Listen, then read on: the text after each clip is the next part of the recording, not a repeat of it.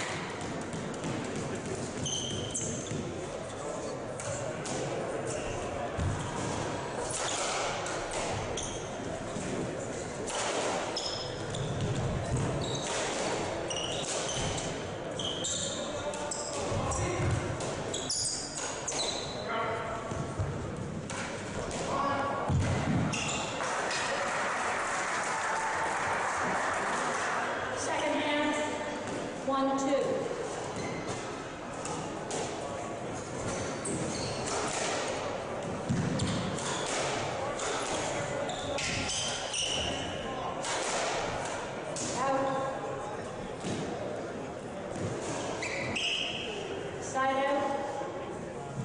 3-1.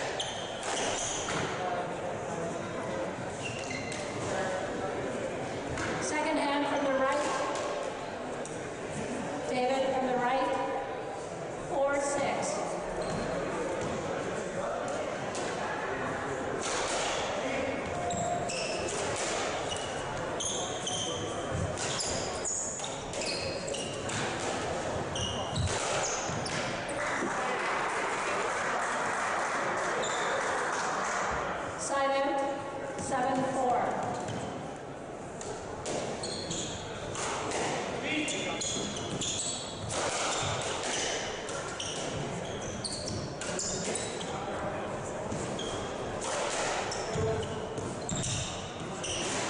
Yes, left. We have to go around. Where they're at. When he has time. They came back to the normal spot, right? Well, that's what I said. Well, play left. 7-4.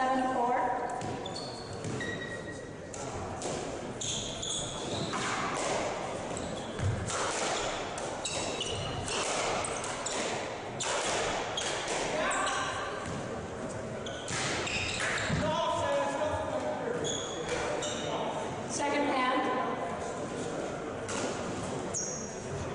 7-5.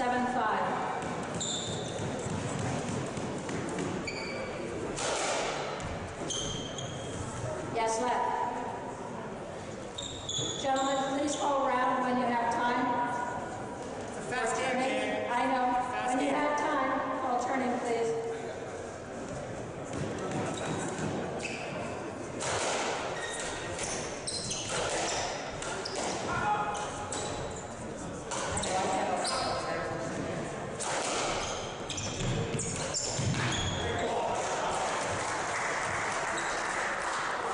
Side out, 6-7.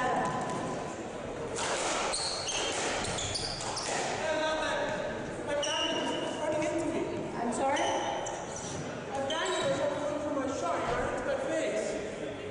I did not see any interference. Are you asking for a left?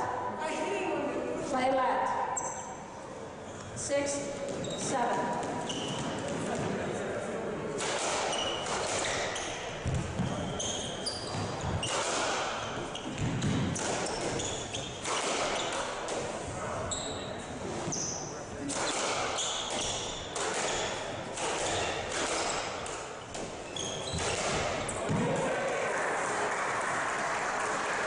Second hand from the right.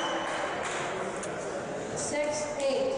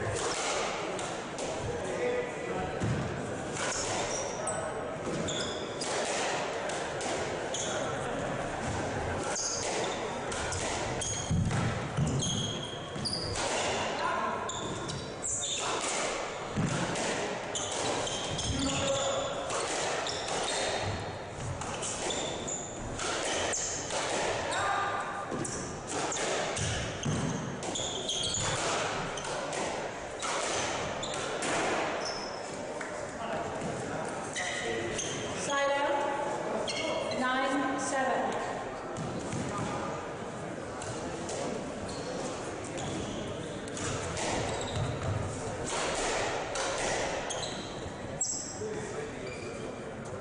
Yes, left.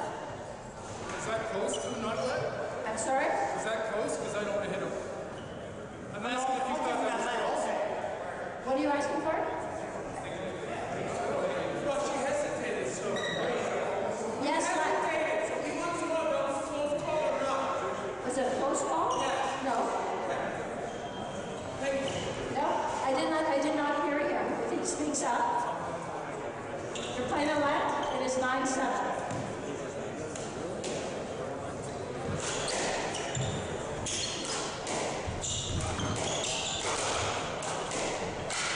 Great.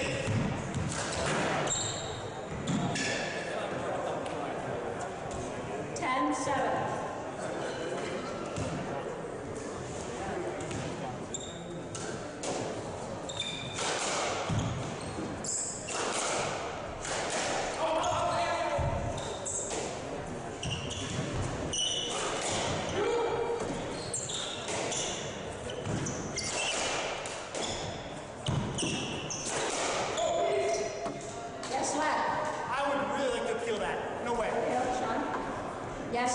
same? It is 10-7 from the left.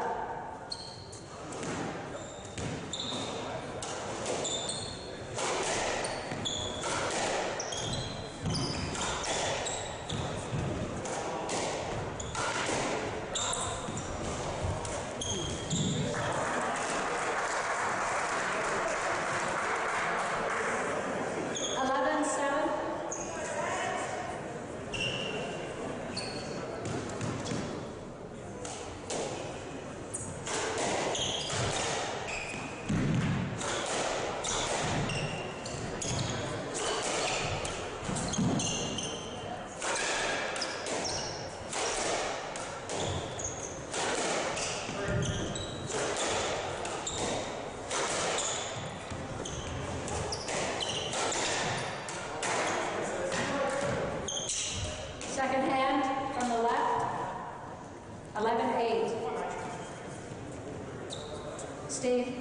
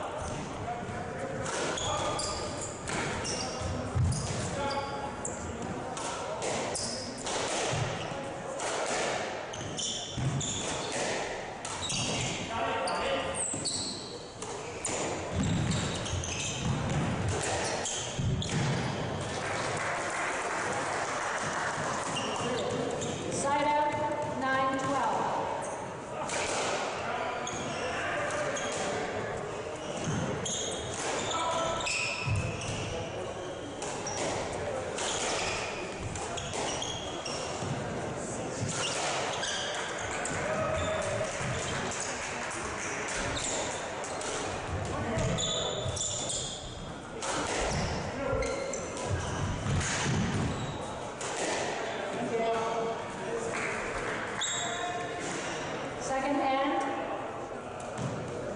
Sorry. 10-12.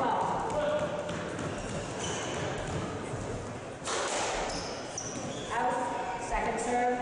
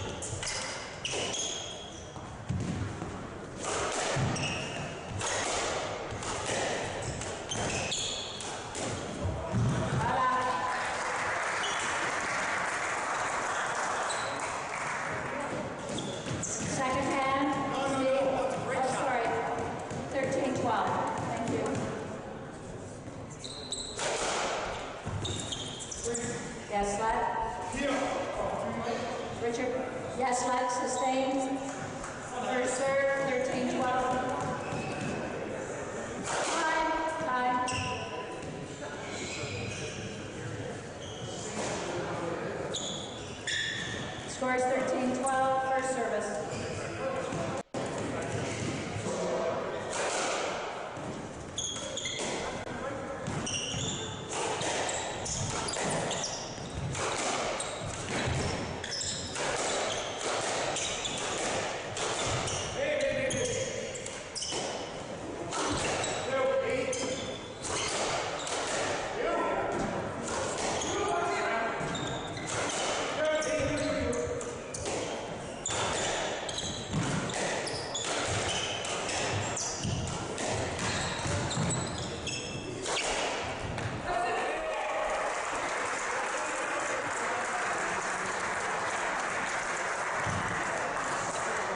Second hand, David from the left, 13-all.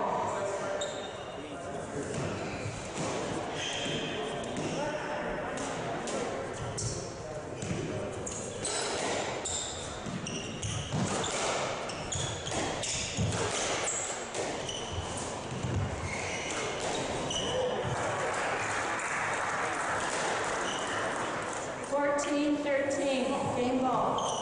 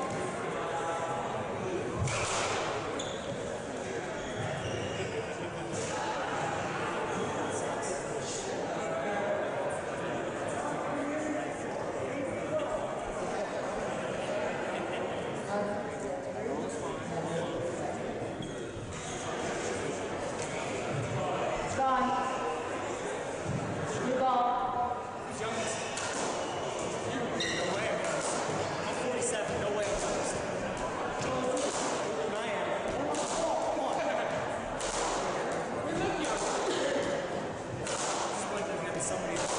Now, there should be. Like somebody that's going to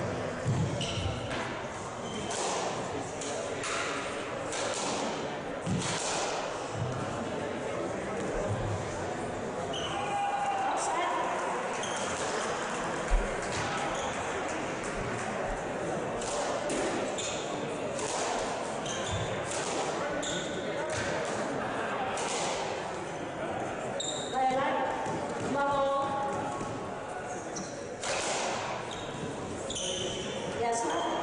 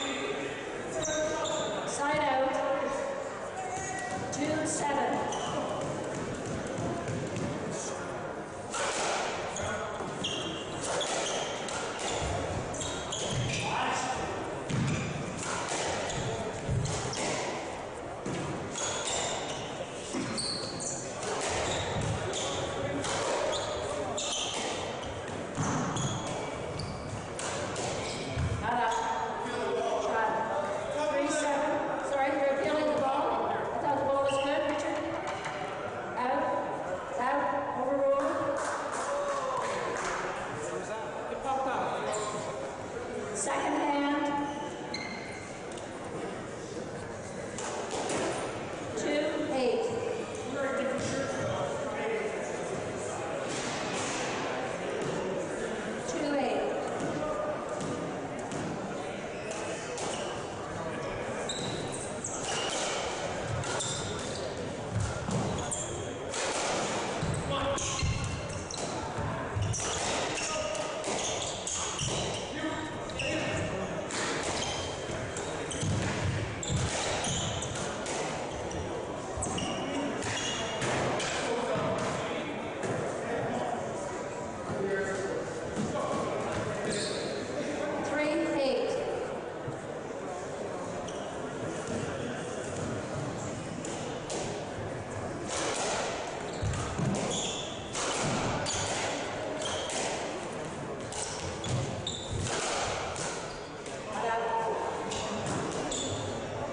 Side out, 9-3.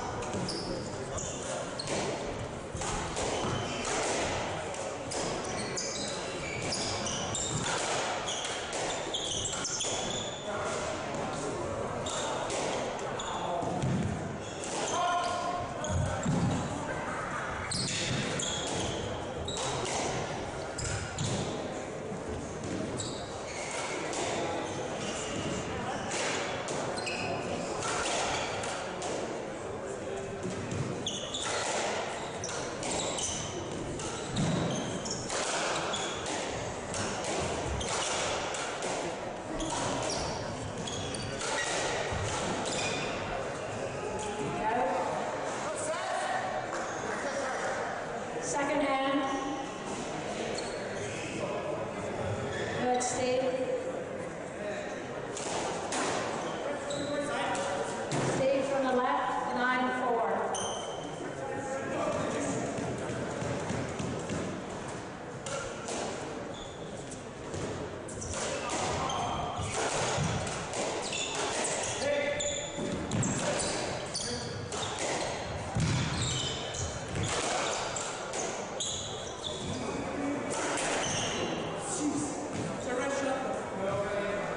Side out. 5-9.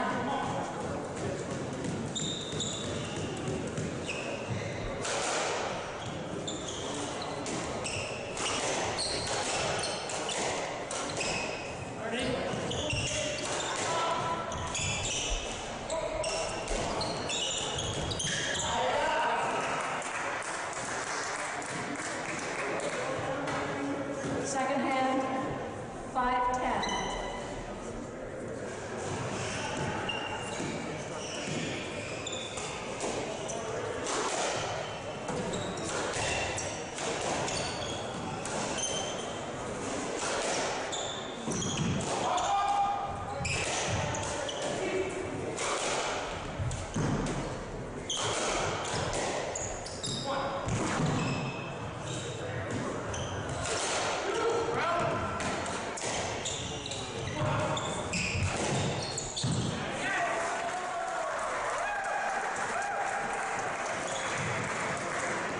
Side out, 11-5.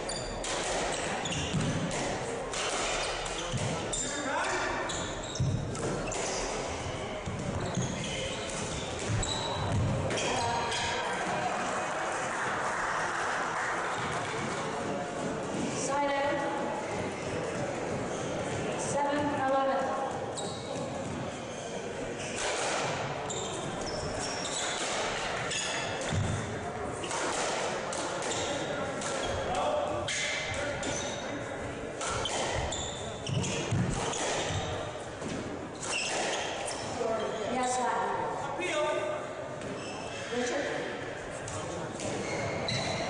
Scott? Yes, left. Left sustained. 7. Yes, left. 7-11.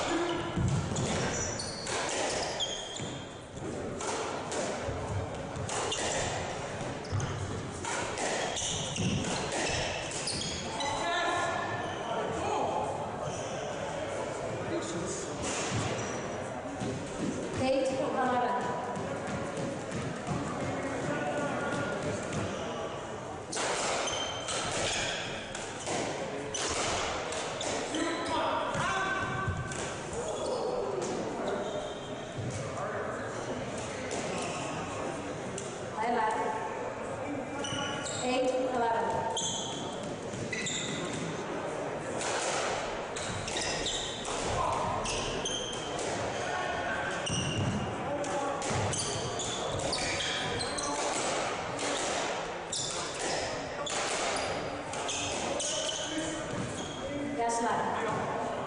Hill, Scott, point, Richard. Left, left sustained, play left. 8-11 from the left.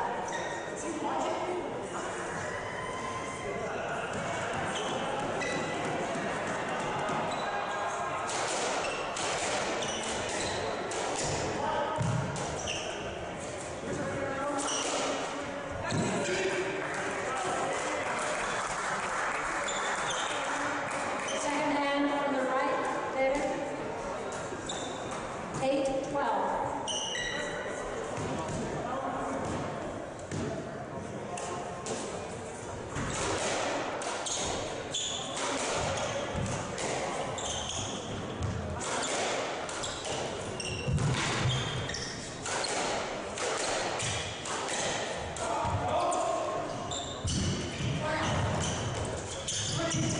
Point.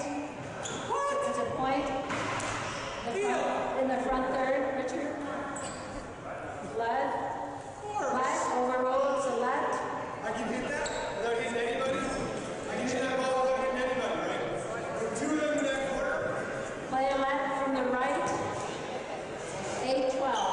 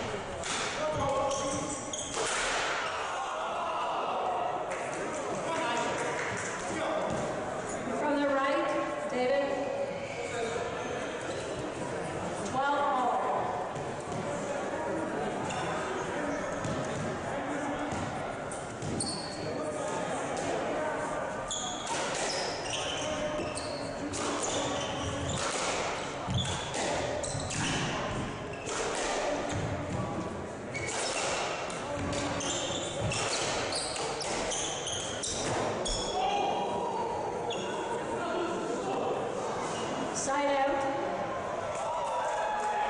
13-12.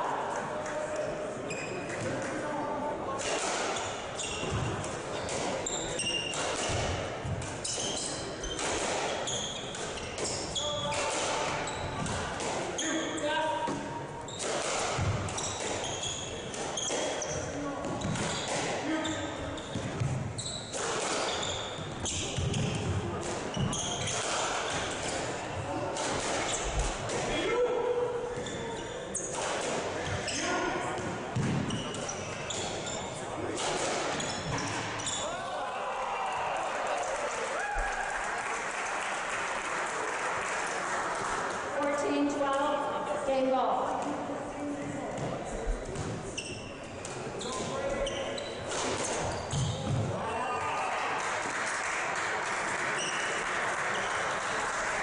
Second hand, 14-13.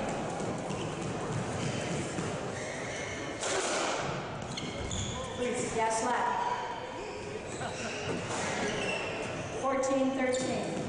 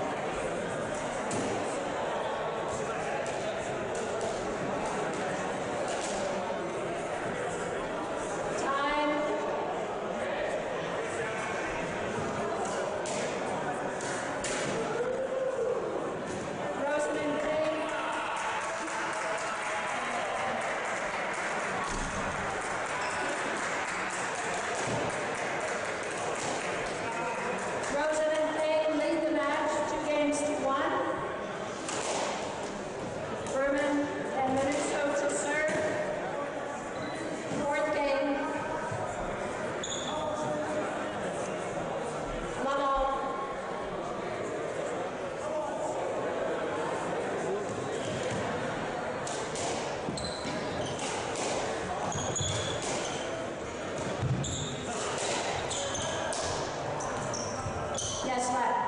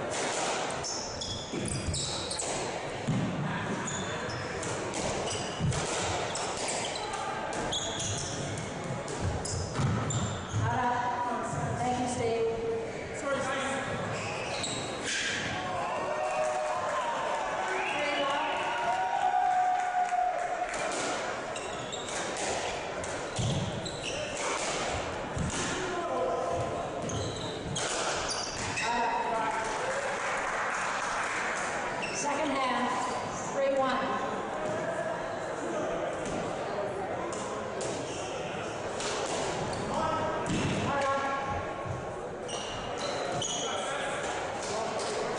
Side out, 2-3.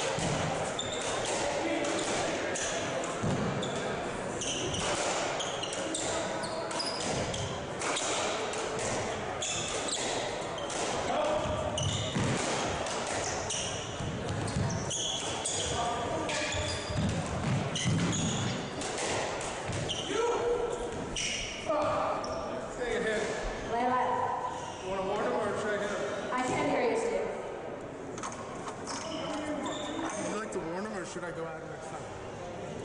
He's blocking on purpose. He was clearing for Caesar, and you chose to take the ball. Play left. Green light.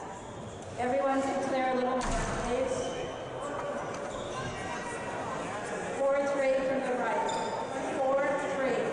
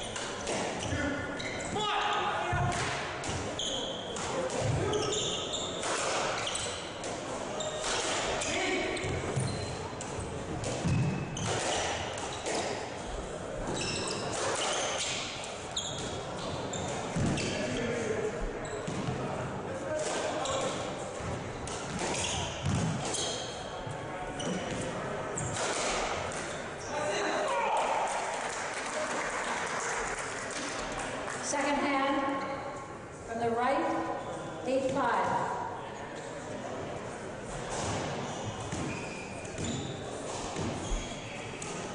Out. Second serve.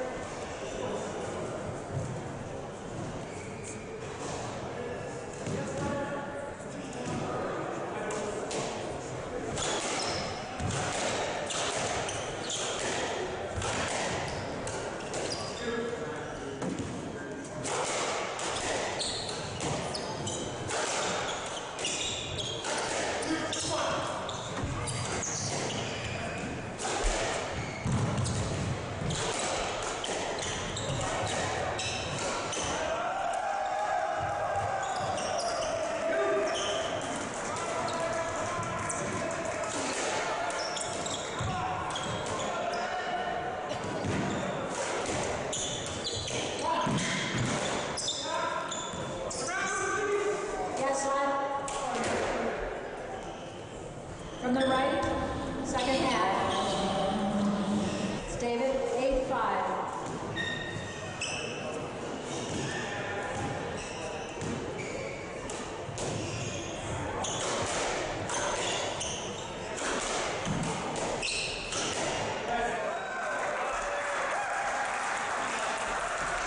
Side out. 6-8.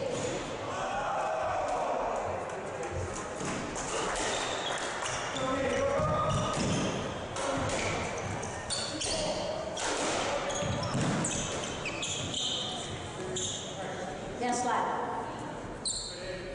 6-8.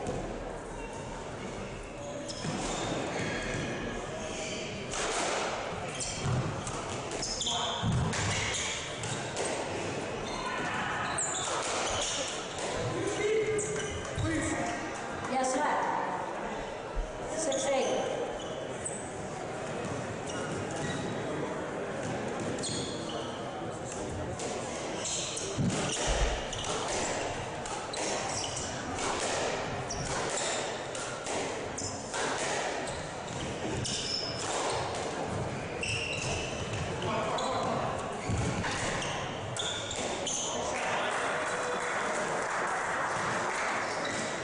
Second hand, 6-9.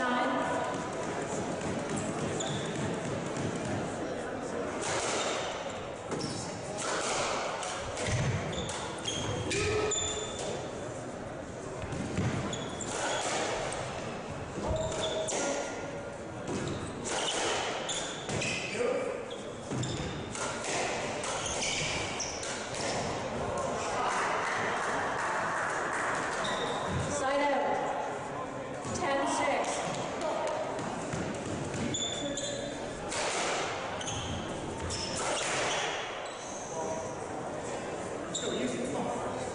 Eleven six. Second serve.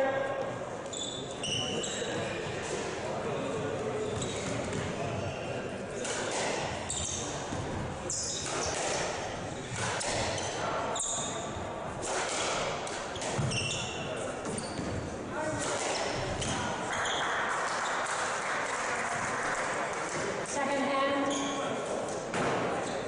From the right, 11-7.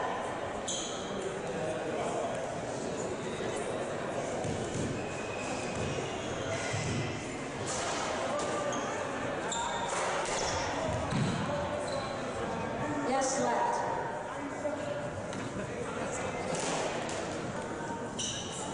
11-7.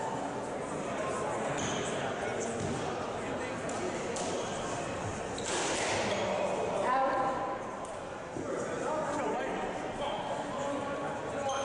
12-7.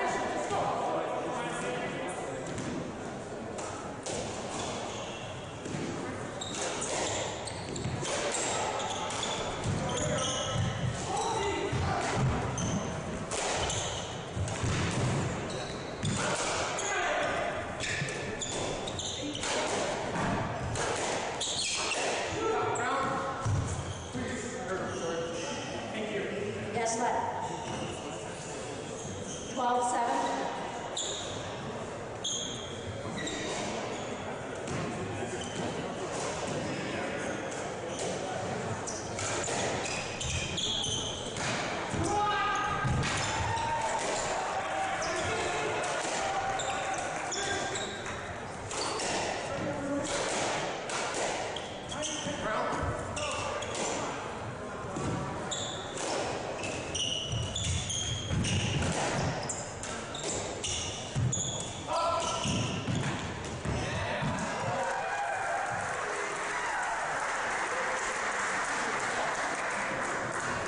Side out.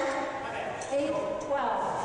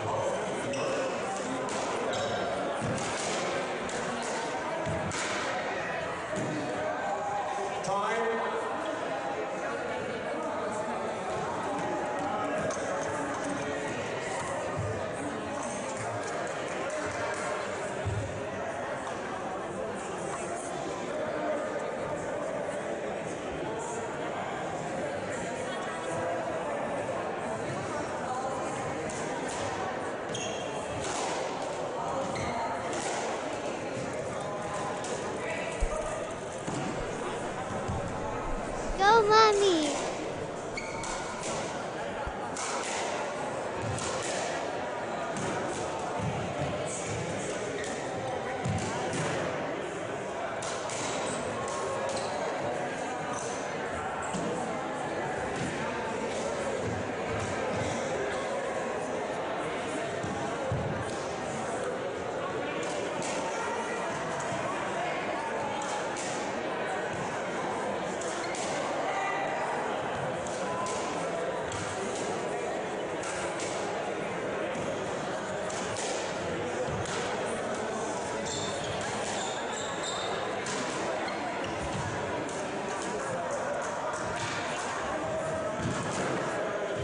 Ladies and gentlemen, welcome to the 2017 Canadian Doubles Women's Open Championship. In the dark blue on the left, Stephanie Hewitt from the Cricket Club. Her partner, Susie Pierpont, ranked #1 in the world. From England, by Chicago overnight. In the teal, Shauna Keating from the BNR, Nikki Todd from Saskatchewan, now Toronto. I'll be your referee filling in for Leslie Freeman. Sorry, I'm not Leslie. Our linesmen, Mike Letourneau and Mark Warren. Qualified referees. Please call your lets audibly, play safely, have fun. Good luck.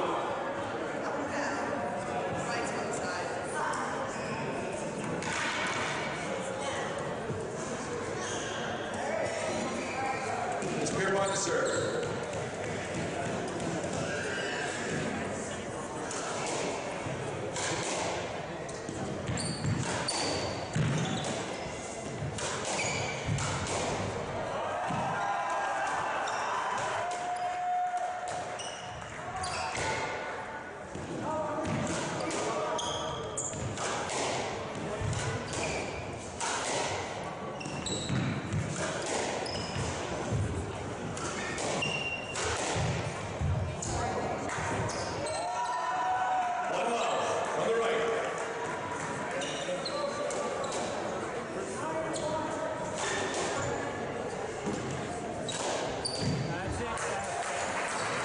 Too low.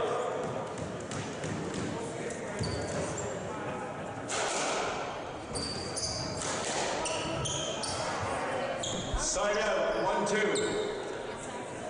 Great shot by Nikki Todd. We are the finals of the Canadian Women's Doubles Championship.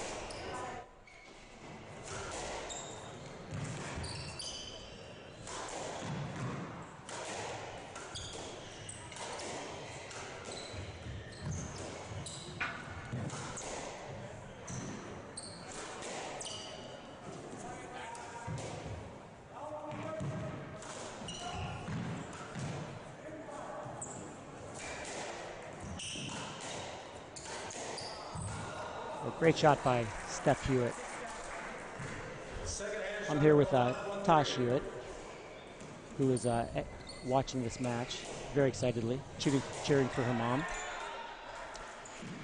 We have in the blue Susie Pierpont from England, who now lives in Denver, playing with hometown hero Stephanie Hewitt. Shauna Keating serving, Nikki Todd, her partner. Big Toronto flavor here.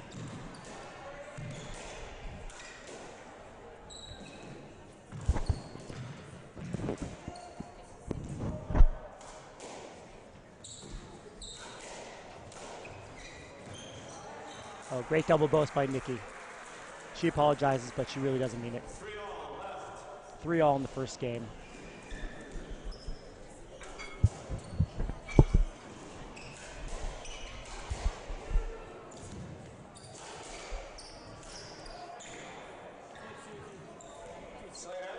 A lot of familiarity on this court. Shauna and Steph have won countless Canadian titles, a few world titles, so having them face off against each other should be very interesting. And Steph and Susie have been longtime competitors against each other on the WSDA tour. Very familiar with each other's games.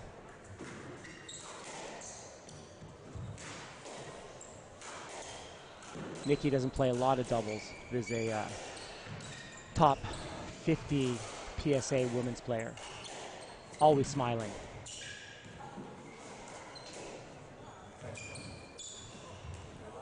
Oh, great shot by Susie. Just great touch.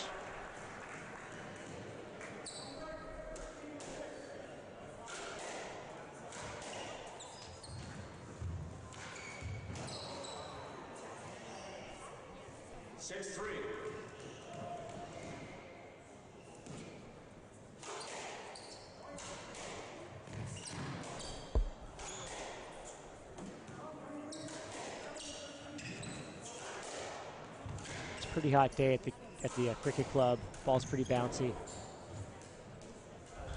Solid crowd. It's packed, isn't it, Tosh? Yeah.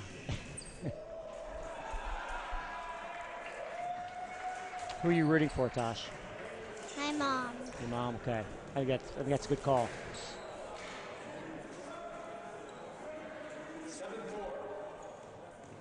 7-4 in the first game.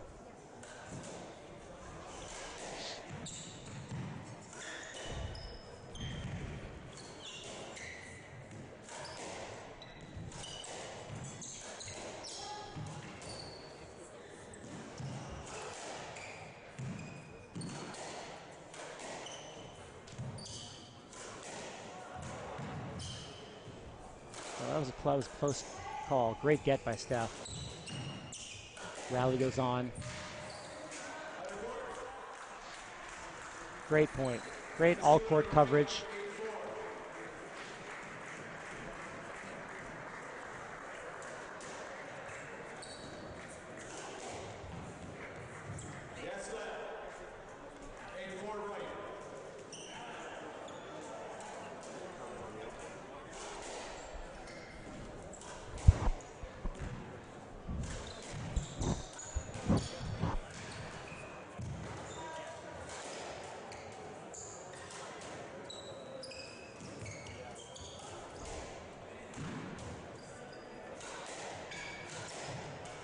Really great court coverage.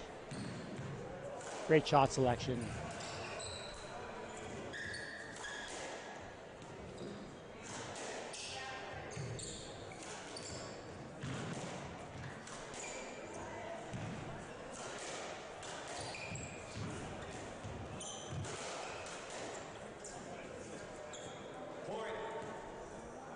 Unfortunate, after great rally, Nikki hits the ball back at herself.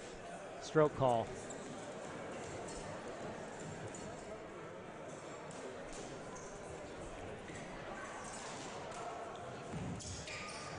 Oh, great get. Good hands by Susie.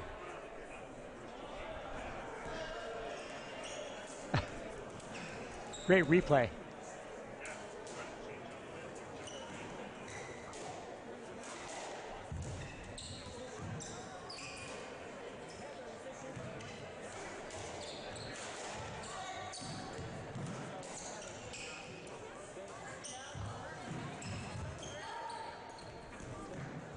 You see a little more doubles experience by Susie and Steph here. Working the ball a little more around the court, taking Nick and Sean out of position. But all four women really covering well for each other.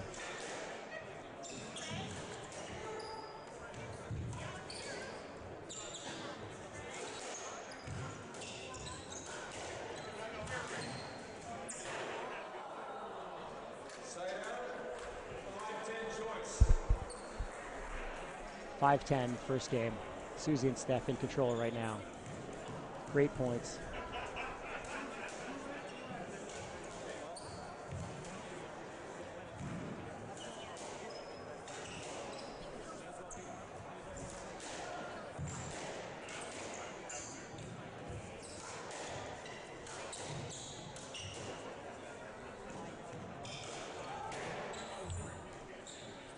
Tough 3-wall attempt by Susie.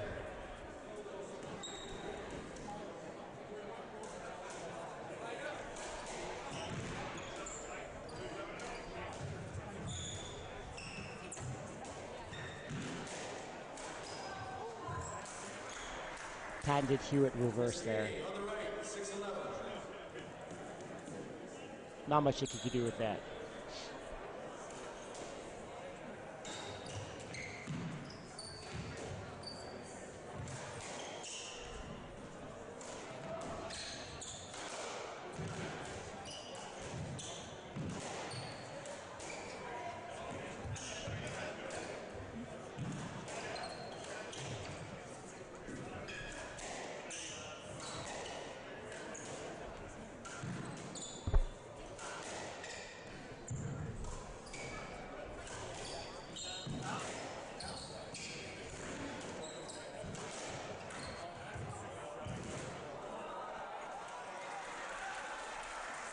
Great point, great passing shot by Shauna, forcing Susie to the back of the court. 7-11.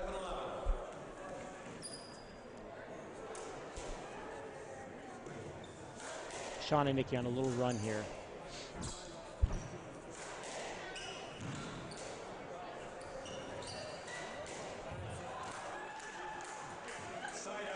Tough shot. Steph loves the back of the court. Low winner. Just beautiful.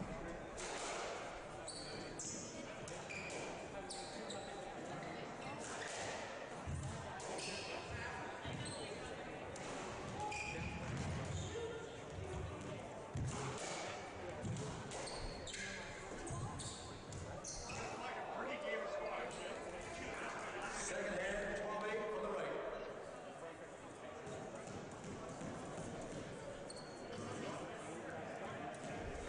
12-8.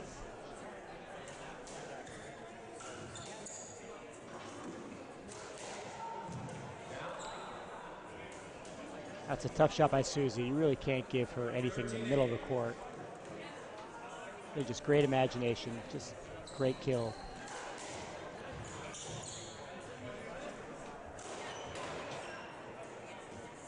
From the right, 14-8 game ball. Quick 14-8 game ball for Steph and Susie.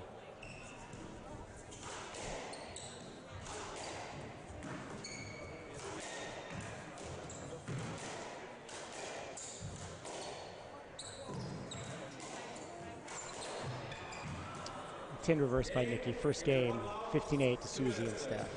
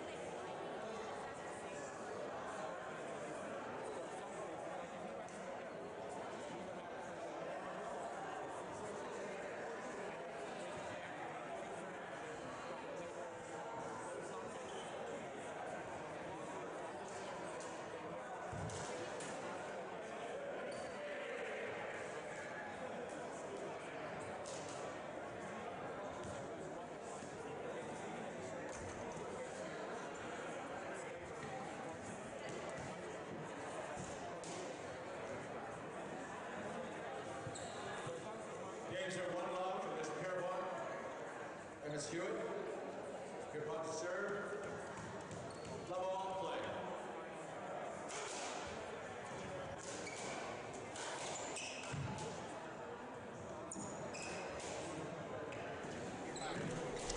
All right, here we are, the start of the second game. Steph and Susie up 1-0, 15-8. Fairly commanding first game. Great rallies. But the solid shot making of Susie and Steph. Just dominated first game.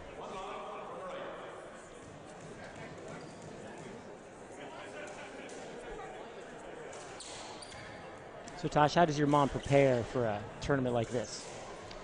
My dad helps her. Your dad, James, who himself is a phenomenal player. It's really a solid couple. James and Steph have won countless mixed titles together, which is very rare for a husband and wife to be able to play together.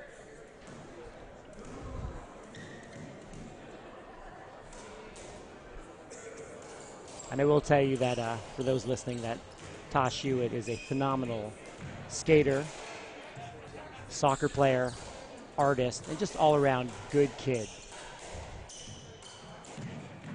How many goals did you have today in your soccer game? 5.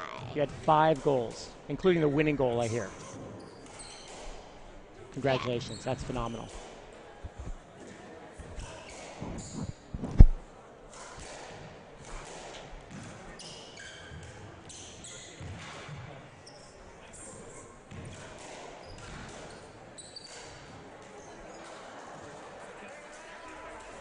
Rare error by Steph.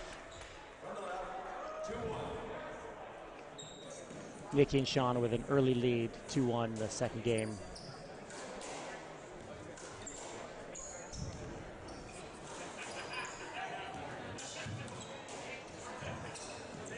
They've really got to slow down the pace here.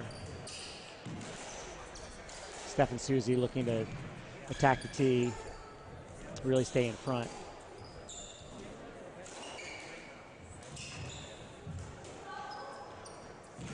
Great court coverage by Shauna and Nikki.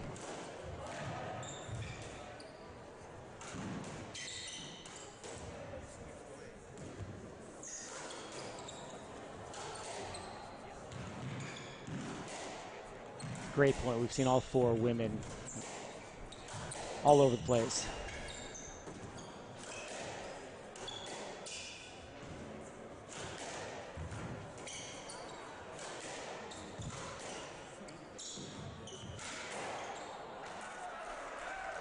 Great point. Again, a lot of pressure on Susie and Steph during that point. That's what Sean and Nikki really need to do. Good long points. Another error.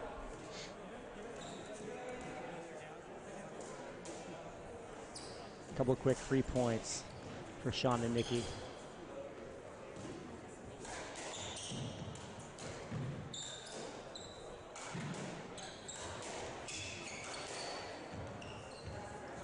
Oh, great length.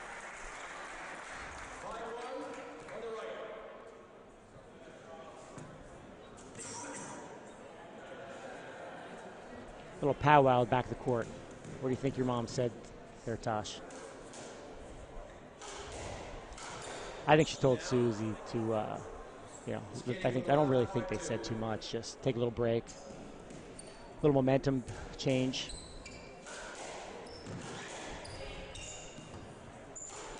Maybe your mom asked Susie how her burger was for lunch. No. It was a good burger. Cricket Club has some great food. Good French fries. We all like the French fries. We all like the French. Everybody likes French fries.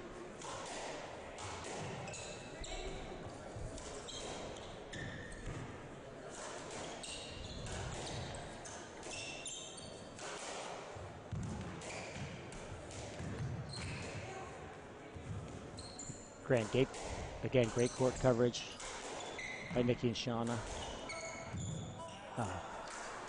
Just a pinpoint reverse by Steph. It's her patented shot.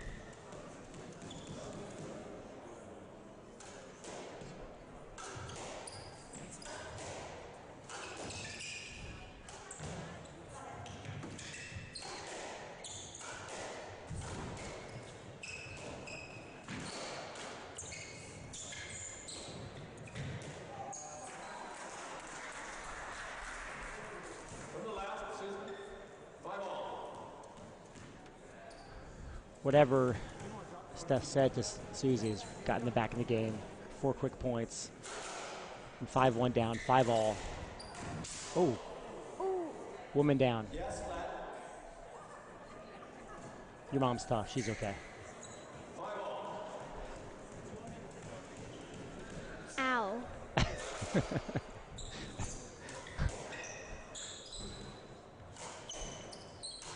A little concern here in the commentary booth, but everybody's okay.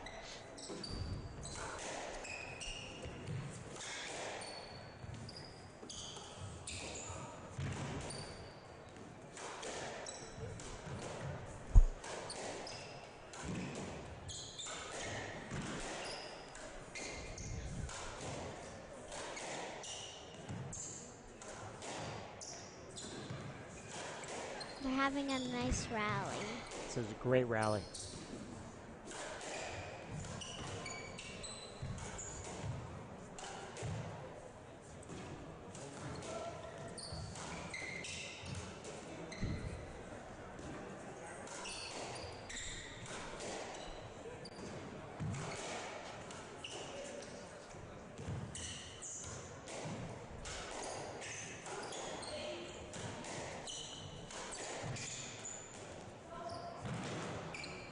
Great get. It's really a super rally.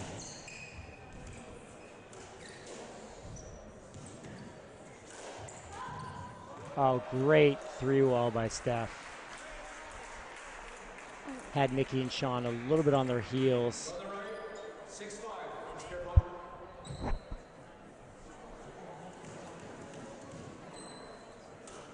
5 points in a row for Susie and Steph.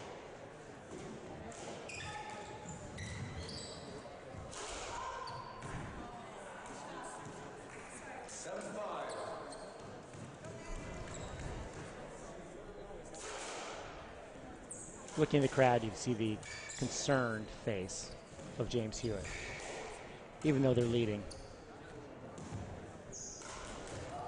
Watching anxiously every shot.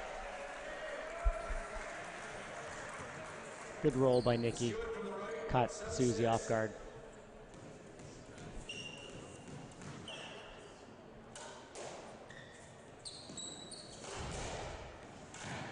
Both teams could win if they play well. You're right. You're right.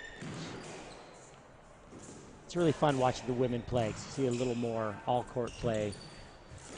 The men are just pounding the ball. All great players, but you see a little more variety in the play. And a little more screaming from the women. A little more screaming. A little more grace.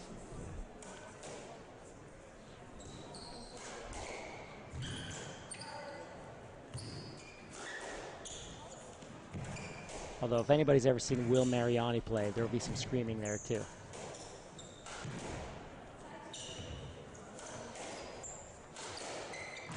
Oh, great get. Oh, that was phenomenal. Great shot by Nikki. Steph comes out of nowhere. Great roll corner.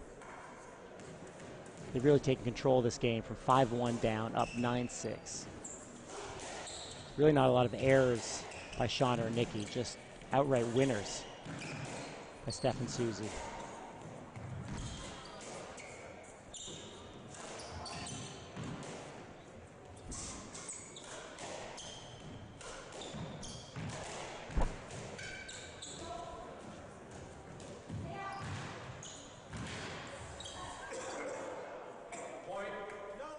Another great get. Definite point. That would have been a tattoo for Shauna. 10-6. There's extra incentive for Steph to win, because if she wins, Tosh gets to go to a Raptors game. A Raptors game. I've heard all weekend, I'm staying with the Hewitts, and I've heard all weekend that the boys, Jack and Sam, get all the cool prizes and extra gifts and stuff. And Tosh never gets to go to a Raptors game. So this is a huge, huge incentive.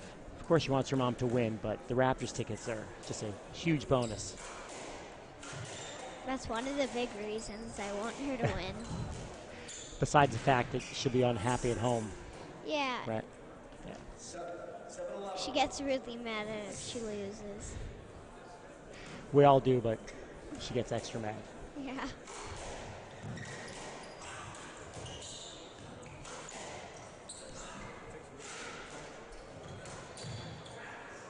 When she was younger, even if she won, she would still get mad at herself that she could do better. I grew up with Steph, so I've known her since we were about 10 or 11. So I know exactly what you're talking about.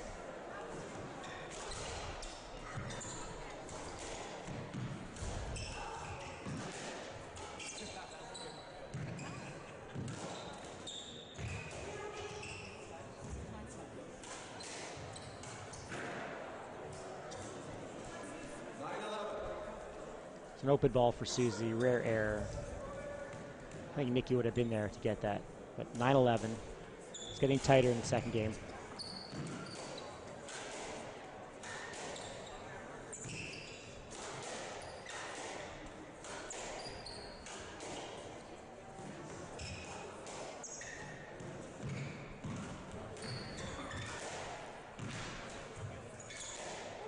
Oh, great put away.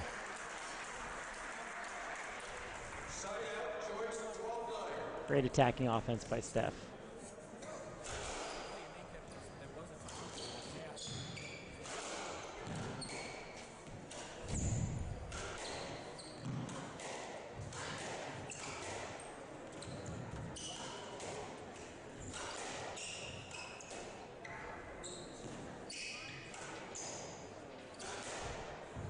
Oh, nice shot. More great attacking volleying by Shauna. Great ball.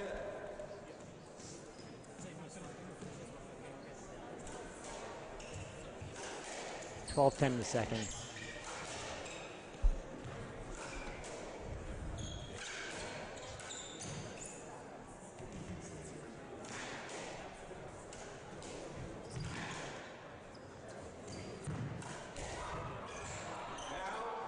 There it is again, that from back of the court, hard forehand. Just catches the nick in front of Nikki. 13-10.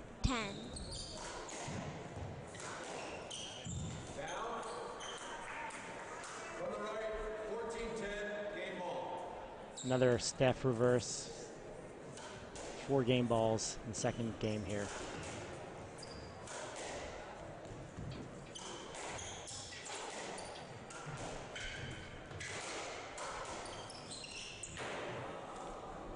Side out, 11-14.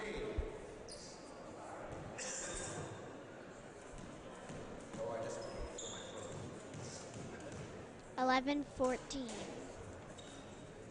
1 game ball saved by Shawn and Nikki. 1 more point, and then 15-11. And second game to Susie and Steph, 15-11.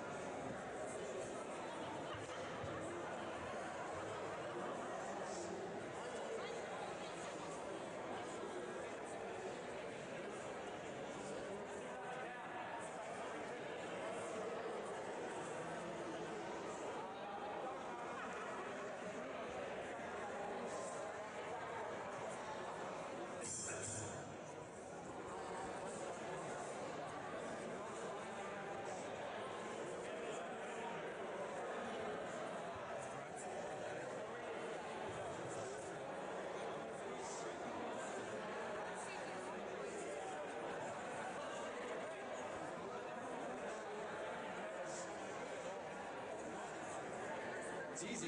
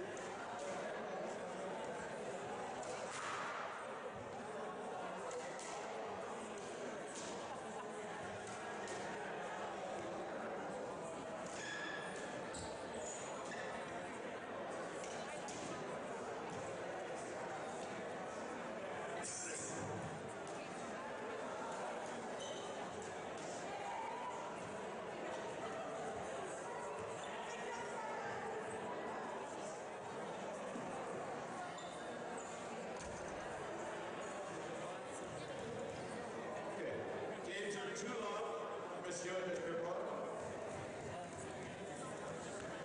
Quiet, please, in the gallery. Love all, play.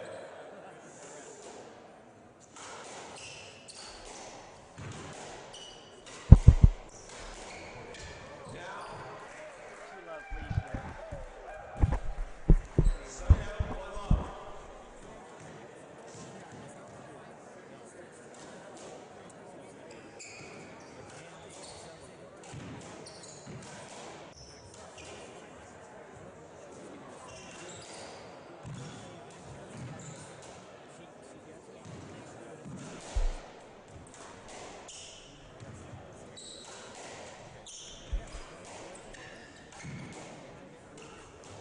Beginning of the third game here. Steph and Susie up 2 love. Commanding lead.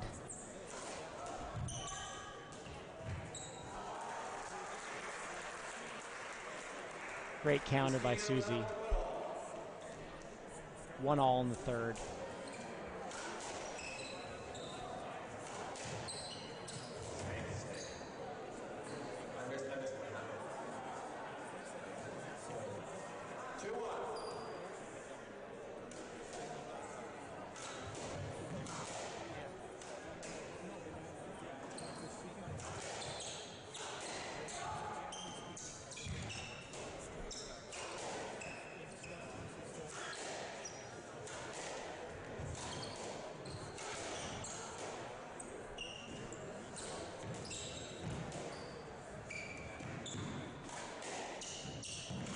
Looks like Sean and Nikki trying to slow down the pace a little bit. Push Steph and Susie back of the court. Oh, that's a tough shot. It's a tough shot. 2-all. Steph just hitting a great reflex volley. Front left Nick. No defense for that. Oh, Second hand, 2-3. great shot by Nikki. She was handcuffed. Just great hands. Now, 3-all on the left. 3-all here in the third game.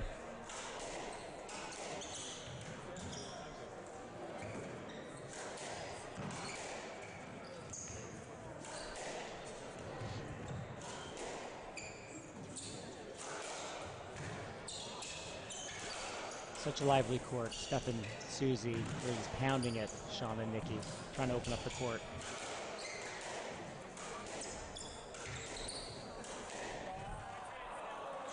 Another great volley. Let's do it on the right. 4-3.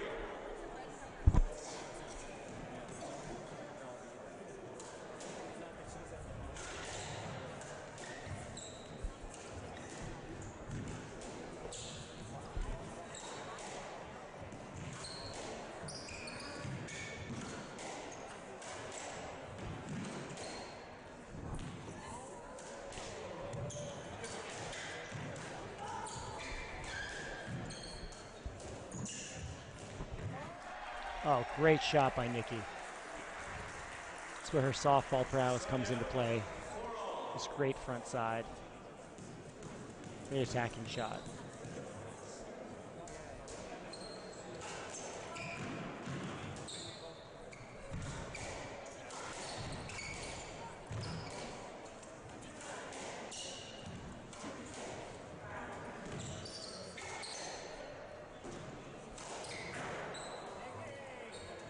Second hand left, 4-5.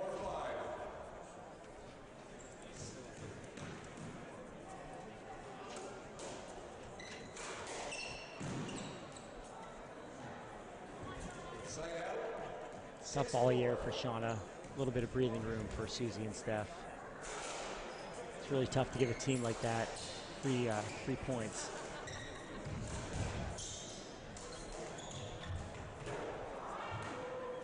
Another great front side by Nikki forces an error off Susie.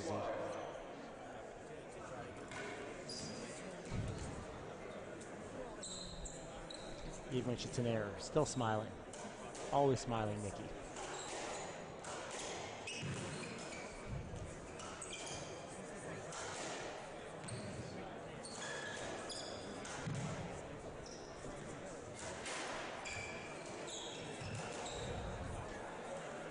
Six-all choice.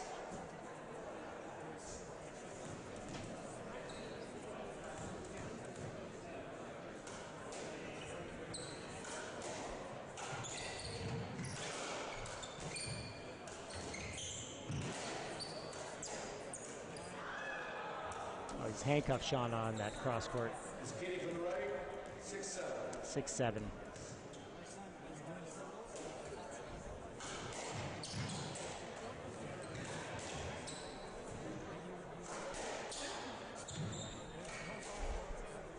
Everybody just keeps coming back. Another great drop shot by Nikki. She's deadly up the front of the court. Hitting shots that most doubles players do not hit. It's really catching Steph and Susie off guard a little bit. 7-all. Oh, great shot by Susie. Side out, 8-7. Had Shauna out of position. Second serve.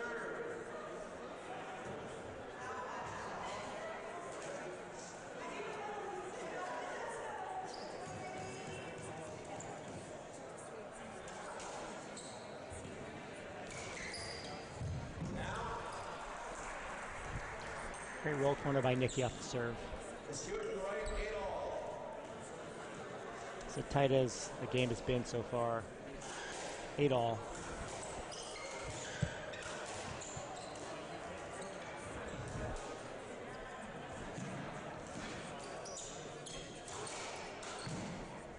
A couple more points, and Natasha will be thinking about what kind of snack she's going to have at the Raptors game.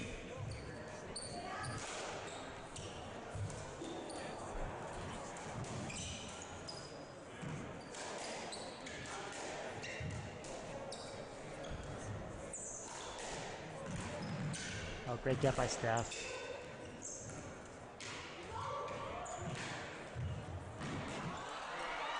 Great touch by Shauna. Steph was all over it. That's a beautiful shot. Beautiful shot. 1 point clear in the third game. 9-8.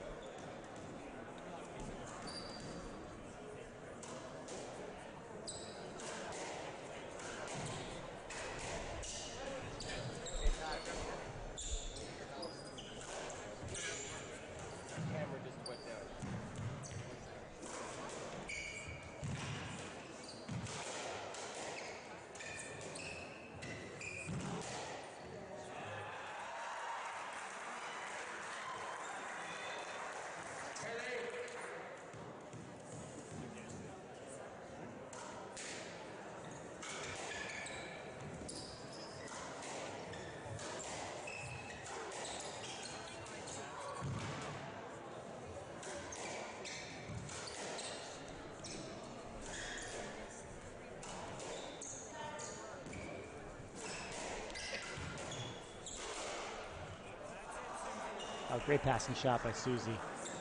From the left, skating 10-9. 10-9, Shauna and Nikki.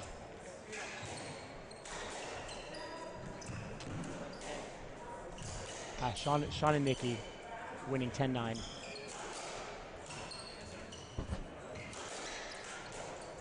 It's a big point.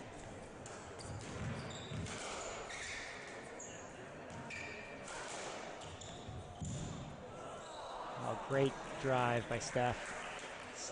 Really pushed Nikki out. Took position.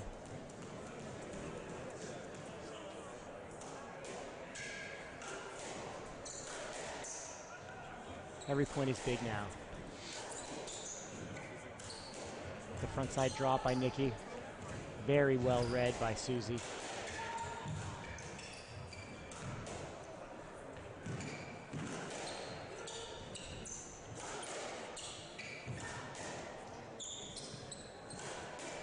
Shauna and Nikki playing great this game.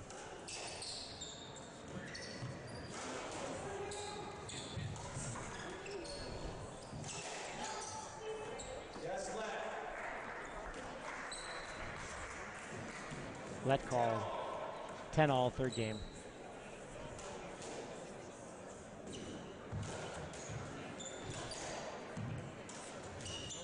Oh, great roll by Nikki.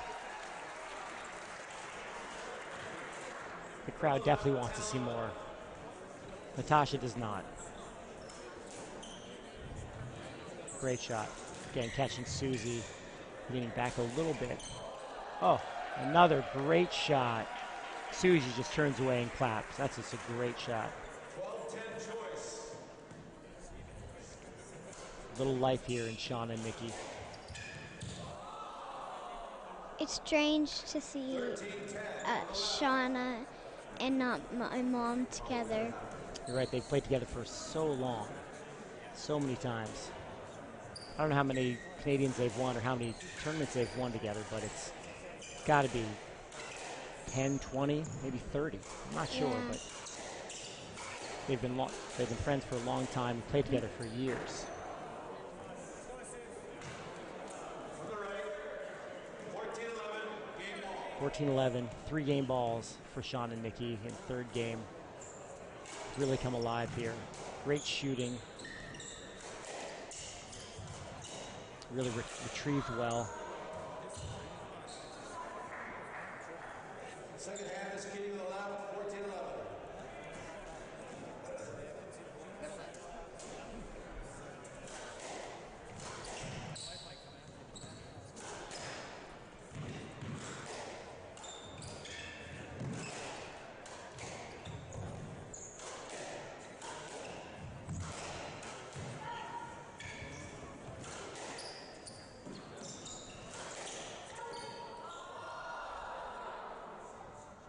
Side out, 12-14. Couple game balls saved here. 12-14.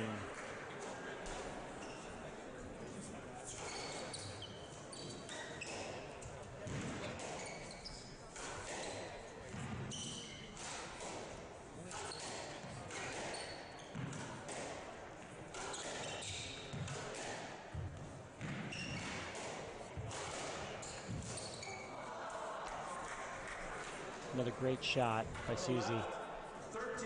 Putting a lot of pressure on Shauna and Nikki. They're going to have to hit a winner to win this game and extend this match. 13-14. Couple game balls saved already by Steph and Susie. Huge point here.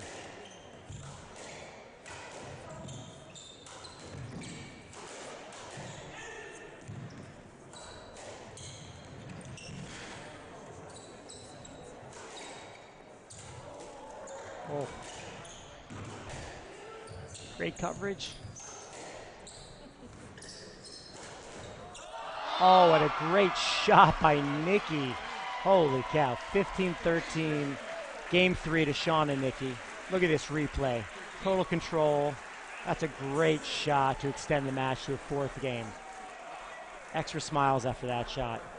Crowd's going wild. They just want to see more squash. And I don't blame them.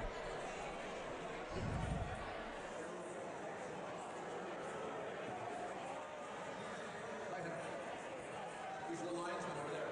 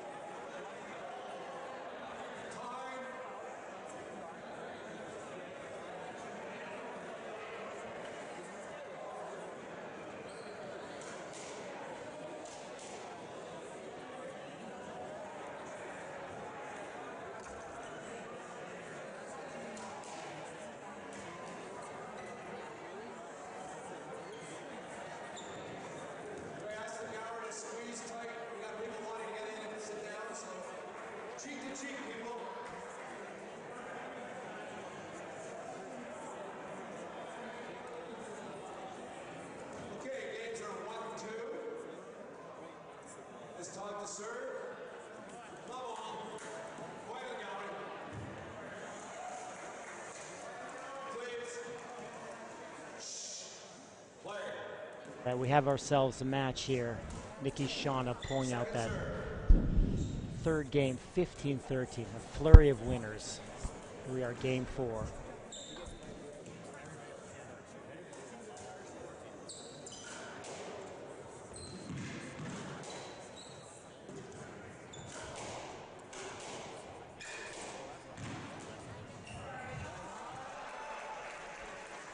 Another winner by Shauna and Nikki. They've really stepped up play here, giving Steph and Susie all they can handle.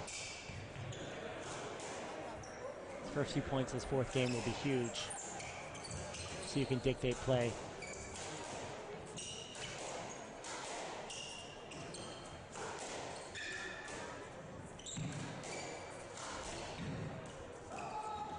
Shauna and Nikki definitely playing with a little more abandon in that third game. Nothing to lose. And really came up with some great winners.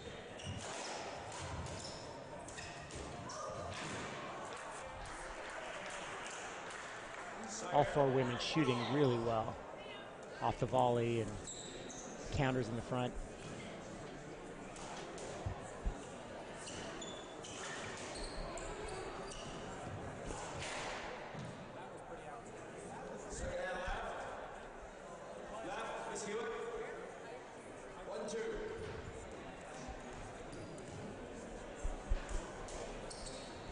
Really, who can handle the pressure here? And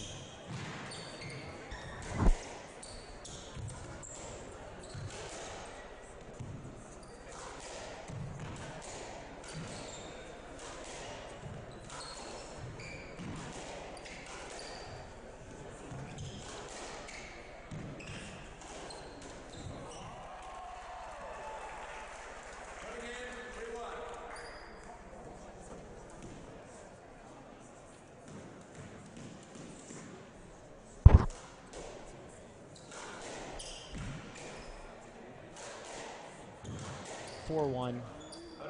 The fourth game here. Second hand right, 3-2.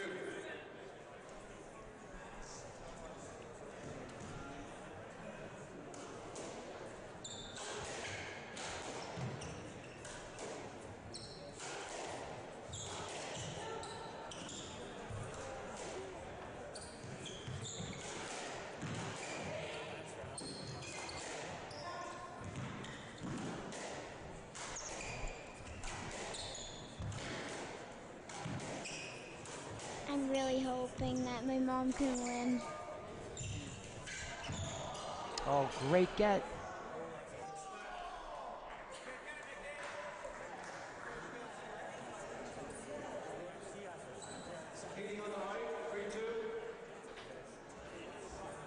Let ball 3-2, Shauna.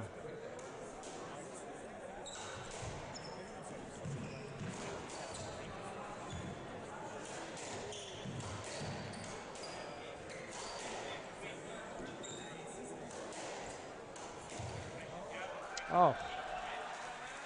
Shauna and Nikki on fire. Haven't missed any shots lately. Really taking control. Can't count out Steph and Susie ever, but Nikki and Sean have really shot well this last game and a half. If they can keep this up, it could be a tough 5-game match. I'm hoping it can be 4.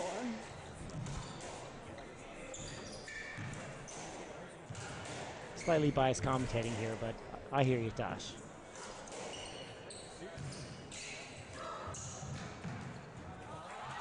Another great drop by Nikki.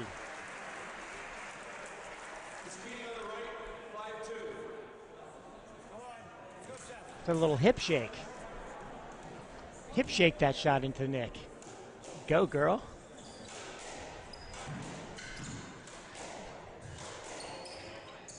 Maybe we'll see Rob and Clark or Scott Arnold do that later. I don't think they have those kind of moves.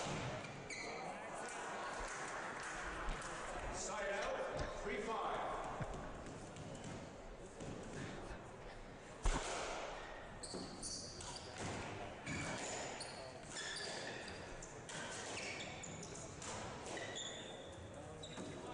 Steph clearing out.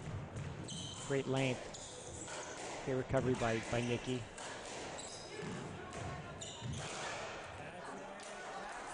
Great choice up the middle by Susie.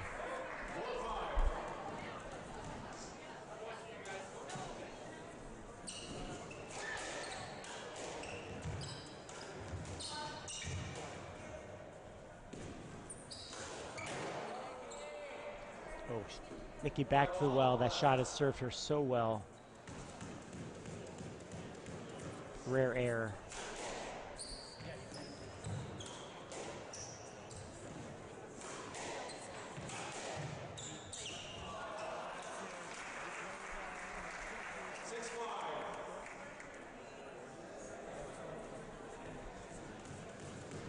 Great volley by Susie. It's great positioning to push Shauna out. Great volley. Oh, and a great answer by Shauna. It's just phenomenal squash by these 4 women.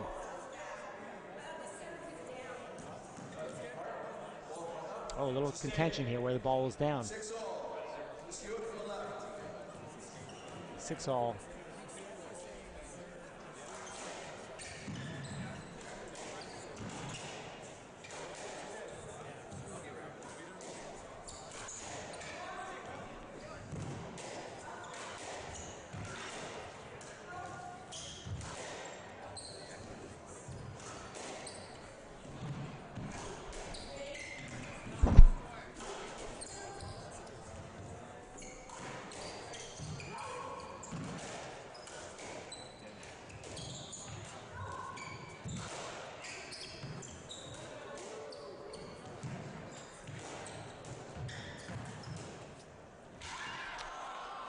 Oh, it's a great shot by Steph. Just a perfect position.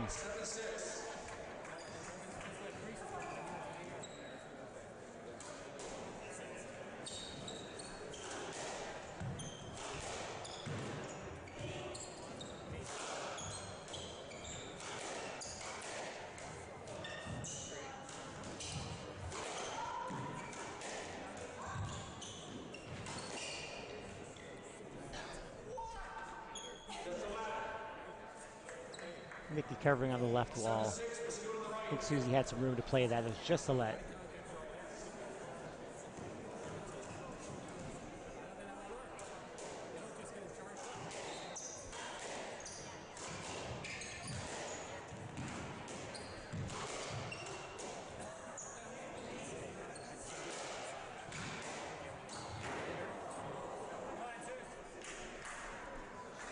Nikki Shana putting a lot of pressure on Susie and Steph here in the fourth game, as they did the third. 7-all. Next 2 points are crucial. Oh, great length by Steph. Clearing out Nikki.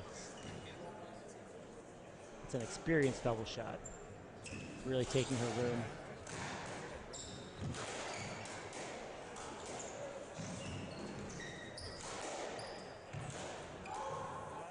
Oh, great 3-wall by Steph. 2 quick points by Susie and Steph. 9-7.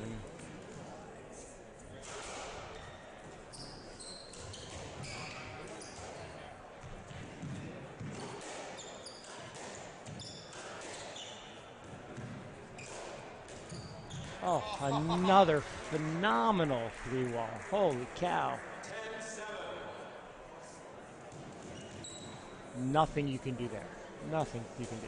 Just a great shot by Steph. 3 clear now, 10-7.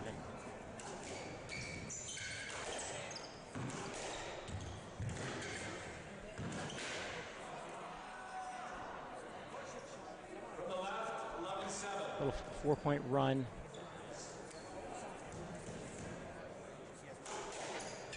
Second serve.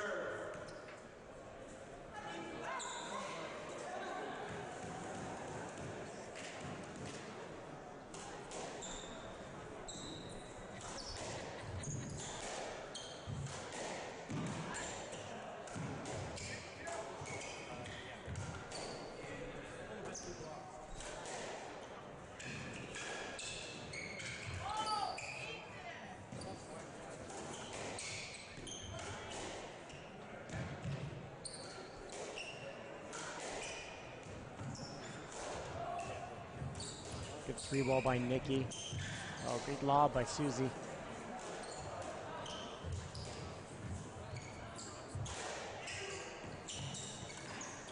That's a great point. All 4 women all over the court. Oh, great get.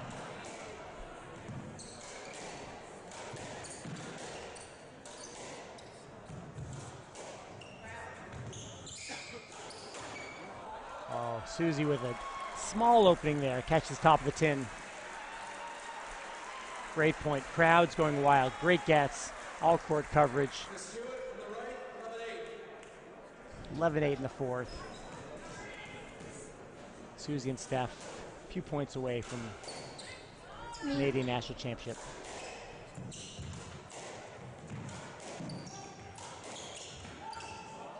Oh, great volley by Susie. 12-8. 12-8.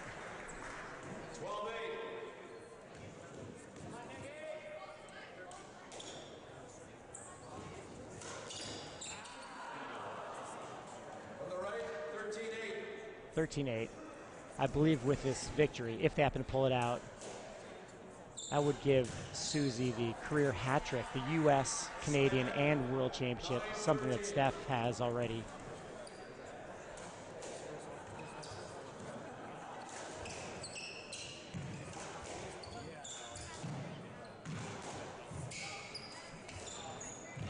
$13-9.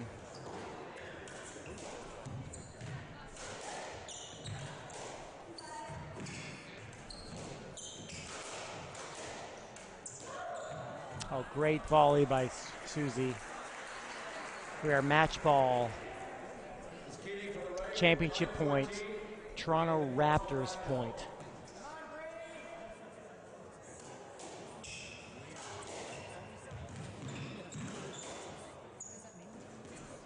Match ball. Natasha on the edge of her seat. Her chance to finally go to a Raptors game. One more point.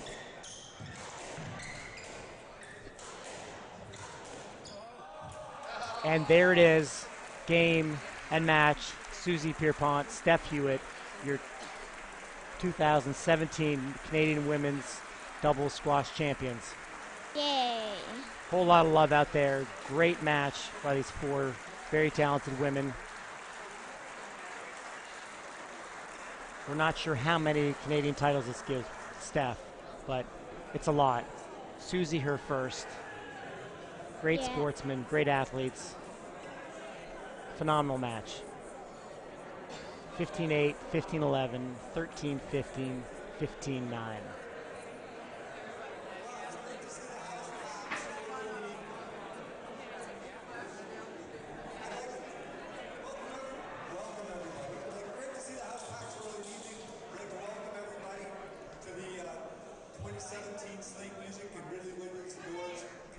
Squash Championship, and what a great match we just watched. I'd like to congratulate.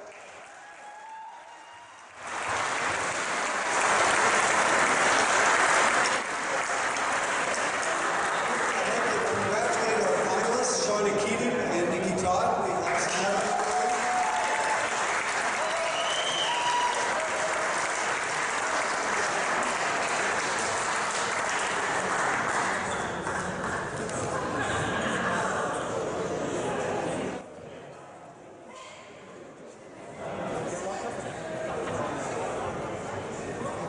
And our 2017 Canadian champions, really there should be two awards.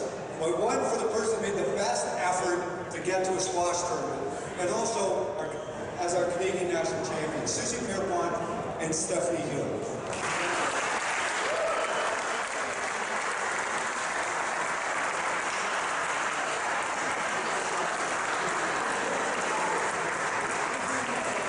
Now, this isn't something new. This isn't something new. Calgary started something, and hopefully we can all keep it up forever. But this year, our champions have won a $2,000 first place purse.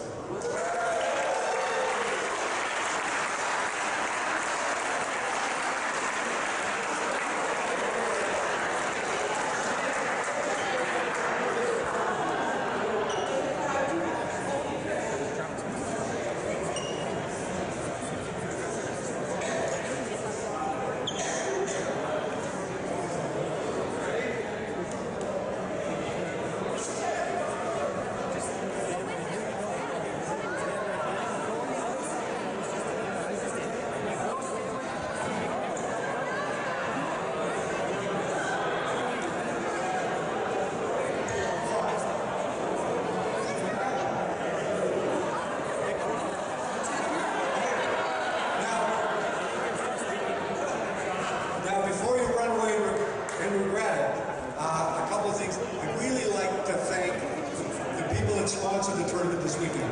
I'd really like to thank Gary Slate Music, and John Maloof and Doug Bannon of Ridley Windows and Doors, and all of our sponsors.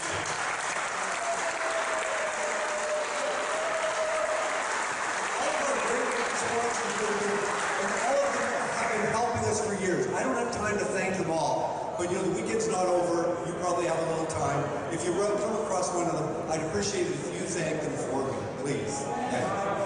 So,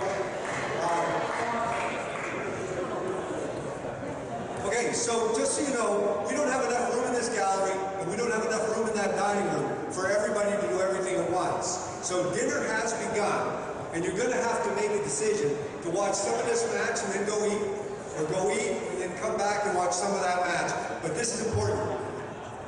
When you leave, bit by bit, don't come back. When you come back, don't sit on the red carpet. That's the sponsor's row. So if you've got an opportunity to vacate that row, now's a good time to get a different seat. Because if we need it, well, we'll need it.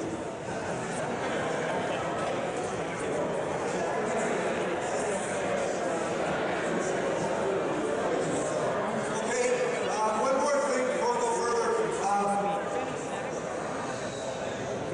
Everybody who likes Bon Jovi, take out the phones.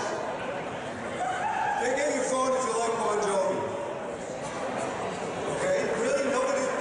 They got a huge reception for Neil Diamond. Okay?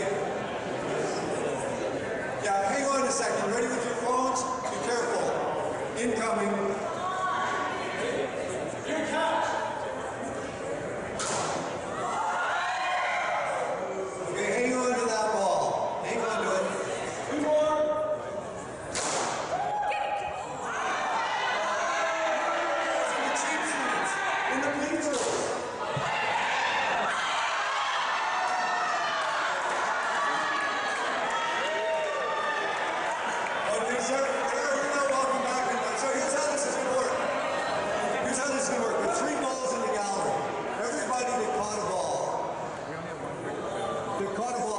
tell me what they think the score of the first game is. Tonight? The next first game? That's good. Okay, we'll have this ball. Really? Pick a score. No. The first game, how many points? What is it, 15-7, 15-10? Is this difficult? Oh, I'm sorry. I'm sorry. 15. Susan? Sue, it's 15. Oh, hold it. Okay, who else? Zara, 15-12. So how this works is the person closest to the... Hold it, we got... Hold it. There's always one guy. How this works is closest to the score, the real score, wins. If there's a tie, if everybody's 2 points away, 2 tie, all tie, and we'll look at the score in the second game and the third game until we have a winner. Okay.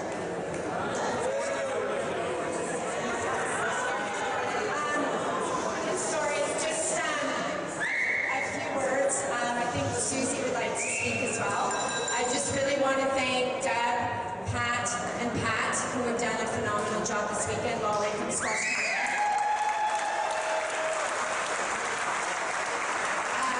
Also to our main sponsors, Gary Slate and Ridley Windows, and I know there's a number of other sponsors who made this weekend possible, with the addition of prize money for the Open, which is really exceptional. And I think tonight was a really great display of women's squash, so I hope you all enjoyed the final.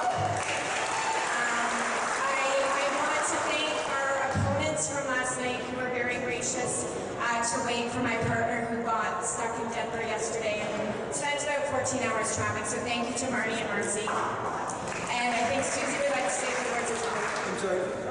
I'm sorry, can you tell I didn't plan this? You know what? In addition to winning the $2,000 and the Canadian Championship, courtesy of Slate Music, we also have Raptors tickets for next week. So, sorry. Oh, you haven't got that? That's great. I owe Tasha a basketball or hockey date, so she's super excited. Hi, I'm Susie. This is actually my first visit to this club, so most of you don't know me. This place is fantastic. I've heard wonderful things after the Women's Pro event that you hosted earlier in the year, so I was pretty excited to come up here.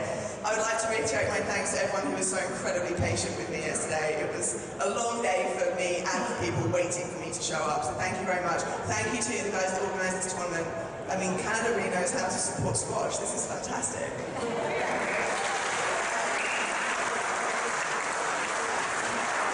To Lolly and Squash Canada for putting on an event. I know it's so much work and it doesn't help when people show up 8 hours after they were supposed to, so thank you very much for that. Thank you so much to our opponents for a great final. That was a blast to play, and I hope, even though we won, that you had fun too. And thanks for having us.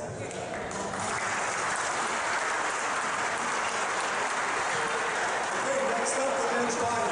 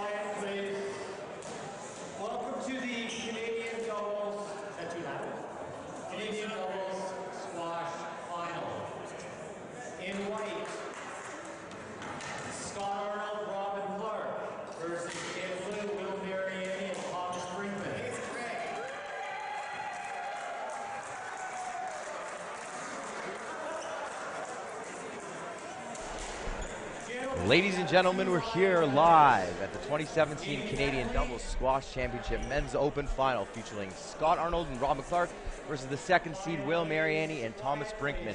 My name is Jeff Lurie. I'm sitting here with James Keane. How you doing today? Great. I'm doing fantastic, Jeff. I'm really looking forward to this game. We got a showdown between some of the top best players in Canada. We have Robin Clark and Scott Arnold sporting the white. Robin had a singles world ranking of 68 in the world, Scott at 54. Really championship pedigree guys. These guys are going to be lightning out there. Quick hands, good movement. In the gray, sporting the House Sound shirts, we have Will Mariani and Thomas Brinkman. Both these guys are Ontario doubles champions as well as Canadian doubles champions. And not to mention, Robin and Scott have won this event 3 times before. Thanks for that information, James. That was really interesting to see. We are having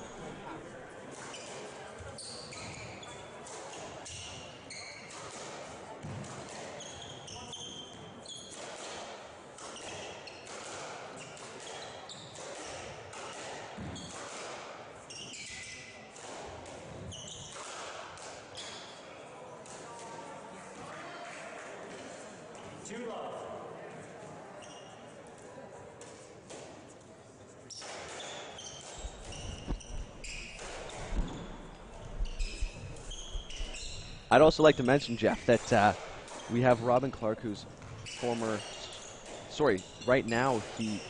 number 7 in the world in doubles, and Scott Arnold, his partner who he's played with, is number 4 in the world in doubles. As you can see, some of those commentator jitters are starting, just like the players out there on the court, as Scott Arnold absolutely smokes a backhand down the wall. It'll be important to keep the ball away from Scott today, as he's clearly the best player on the court. Not taking anything away from Robin, but... And there's a silky smooth backhand from Will Mariani. He's pretty deadly on that backhand side, slotting that ball into the front left nick. Sporting the probably the cricket club towel around his head. We'll see, is that part of club protocol? Maybe he'll be billed at the end of the week. I mean, I'm kind of looking at those knee braces there, Jeff. Do you think he's going to hold out there? Well, or is that a fashion statement? We'll see if he'll hold out after the first hit of the game. Robin and it's getting a little bit ugly out there, Robin folks. smokes him right in the hip, and they're having a couple of words. Luckily, it looks like it's all smiles. Fun, fitness, and friendship here at the 2017 Canadian Double Squash Championships. I like that motto, Jeff. Where'd you get that from? It's an old adage from our lovely game. Words of wisdom from Jeff Lurie. You got to love it. As you can see, the Twin Towers are standing in front of Team Gray. It'll be important for them to get in front of these big guys and move them around the court.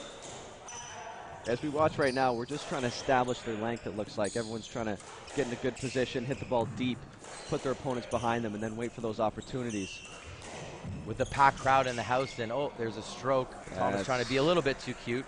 As you can see, there's a lot of people here in the crowd tonight, and perhaps the heat of the court is keeping that ball flying. It'll be interesting to see if these players can slot the ball into the nick. Dun, dun, dun. And that is a let call there. And of course, these wonderful tournaments can't go on without the help of some great sponsors, Slate Music and Ridley Windows and Doors here at the Toronto Cricket Club. Always a great support in our squash community. We're at 4-1. Arnold and Clark are out to a quick lead. Oh, Mariani and with that's a quick 10 tin. from Mariani. Uncharacteristic mistake. He's got to keep that out of the tin, folks. Well, is it uncharacteristic, James? Uh, The thing about Will is that you can see that sometimes he's hot and cold, but it looks like he might have broken a racket or a string at some point throughout that point. Will has got the nickname around the tour as Will the Thrill. He can be lights out, but sometimes you never know. He has been known to make some mistakes, but tonight he looks pretty solid. He looks pretty fresh. Mariani making his way back to the court. We'll see if they can change the mood in this first game as they're down 5-1. Great start for the Twin Towers. Mariani and Brinkman had a pretty great win in the semifinals over Rob Negro and Tyler Hamilton yesterday from the Cambridge Club. They were looking pretty good and pretty tight, but again, the gentlemen in white are devastating. And Brinkman. Wow. This reminds me of 2 years ago when he hit The Brinkman. James, that's my line right there. Hops up in the air and snaps that forehand cross-court into the nick. And Robin with what you would call an uncharacteristic error. And it looks like Team Gray might be sneaking their way back into the first game. That actually looked good, Jeff. That shot by Robin Clark there. So you're right.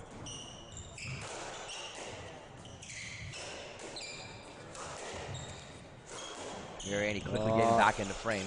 Looks like they're trying to hit a lot of, looks like the Team Gray is trying to hit a lot of balls down the left wall. I wonder if that's by method or just kind of coincidence. What do you think, James? You know, Jeff, you know, it's a good strategy. I mean, if you look at both Scott and Robin, Scott, you know, you could say he is the stronger player in the world rankings. So, you know, by my standards, I would say that's not a bad strategy for these guys to kind of go after Robin and see if he can hold up. But he's, you know, he's steady himself. Despite Robin being a great player, I guess you're right. You want to keep the ball away from the most devastating one on Yeah, court. I mean, that's generally what you kind of want to do in doubles. If someone's hot and playing great, you want to keep that ball away from them.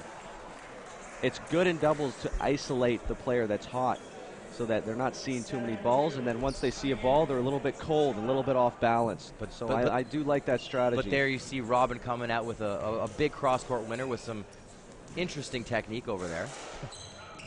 Certainly not something he used to hit in his glory days on the PSA Tour. But again, doubles kind of breeds a new type of technique and a new type of strategy. Wouldn't you say, James? Yeah, it seems like the doubles today is a little bit faster, a little more shots, a little more of a finesse game.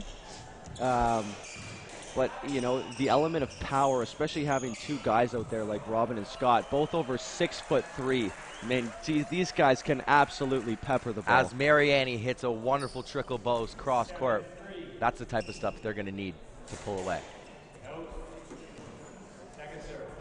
It's a fault. For those of you that are new to the game out there in internet world, you get two serves in doubles. So that first serve coming in as a fault. Mariani allowing to compose himself and give another serve.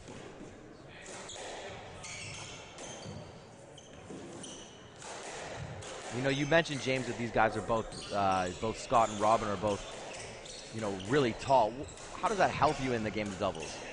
It helps in the fact that it's very tough to hit a lob or hit a high ball over their heads. So that, you know, the purpose of doubles, you want to get that ball high and deep in the back and force your opponents deep. But with these guys, it's so difficult because they're volleying everything and taking it so early. As you can see them pressuring Mariani in the back of the court, and it worked pretty well there. Set him up and knock him down. The ball looks like it's flying tonight, James. Oh, unbelievable.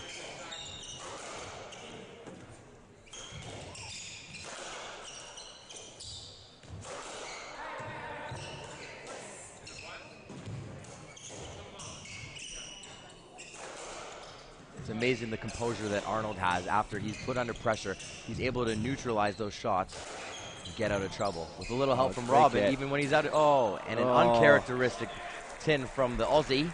The Aussie, Scotty Arnold. Checking his technique there. You don't see that He doesn't too much. like that one. He does not look impressed. Oh. And you know what? Sometimes in these matches, it does come down to a game of errors. Whoever can make the least amount of errors, you know, generally is the team that's going to take it at the end.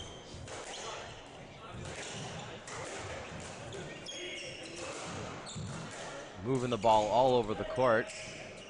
Slowing it down with a lob there.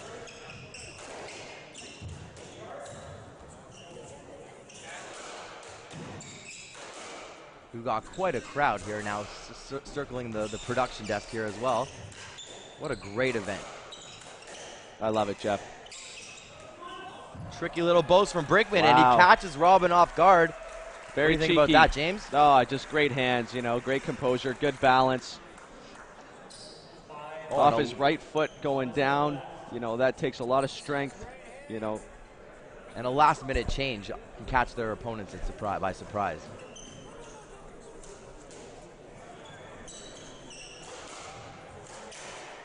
Ooh, Brinkman hitting the bottom of the tin.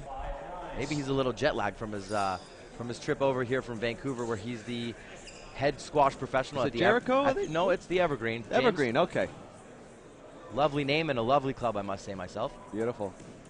Sporting the sea. Have you been there, Jeff? I've never been there, actually. No? Only heard great things, though. Yeah, nice. Thanks for outing me in front of the internet world. Jeff Lurie, liar. I just want to make a shout out to all our viewers online. And make sure if you're watching to hashtag squash stream in the Canadian Double Squash Championships and get your friends who are home alone on a Saturday night to watch some squash with us. What a great idea, eh, James? Grab some popcorn, you know, grab some buddies. What a night we're having right now. I'd imagine there are some other sporting events going on throughout the city and the great wide world of sports, but why not be here with us at the Cricket Club as Robin Clark smashes the ball to end. Did he call a let there? I mean, with the little hand gesture? He might have. Mariani looking like he's a little perturbed. Yeah, I think there's a little bit of confusion on court right now, but I think we've just figured it out. We got Mariani from the left side coming in at... Frame by frame, we see it happen. Was it down? Slow motion. You gotta love it. Not sure. Oh, power.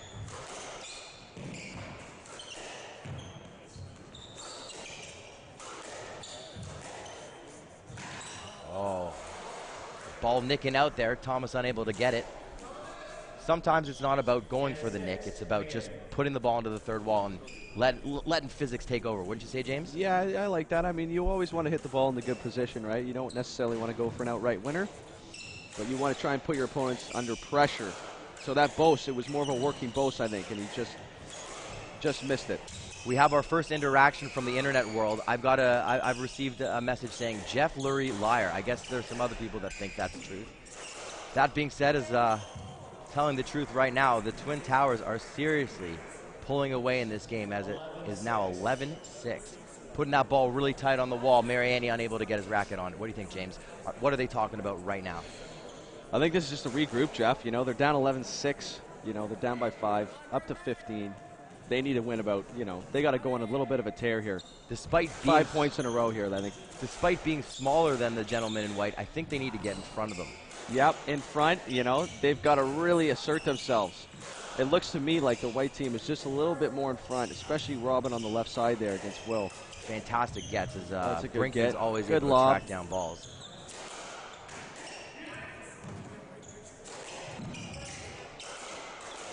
Wow, behind me I've got a lot of wows going on here. I mean, the fans are loving Unbelievable it. squash. Oh, man. And there's another hit as Thomas hits his former roommate Scott Arnold with the ball. Seems to be okay, but that almost went into the pocket. Right Can you in see that? That went into the pocket. Can you believe that, ladies and gentlemen at home? Oh, my goodness. Look at this replay. Next frame. Jeez. I don't know if you've ever been hit by a ball before, but that squash ball is rock solid. Let me tell you, that thing hurts. But it looks like Scott Arnold didn't even flinch.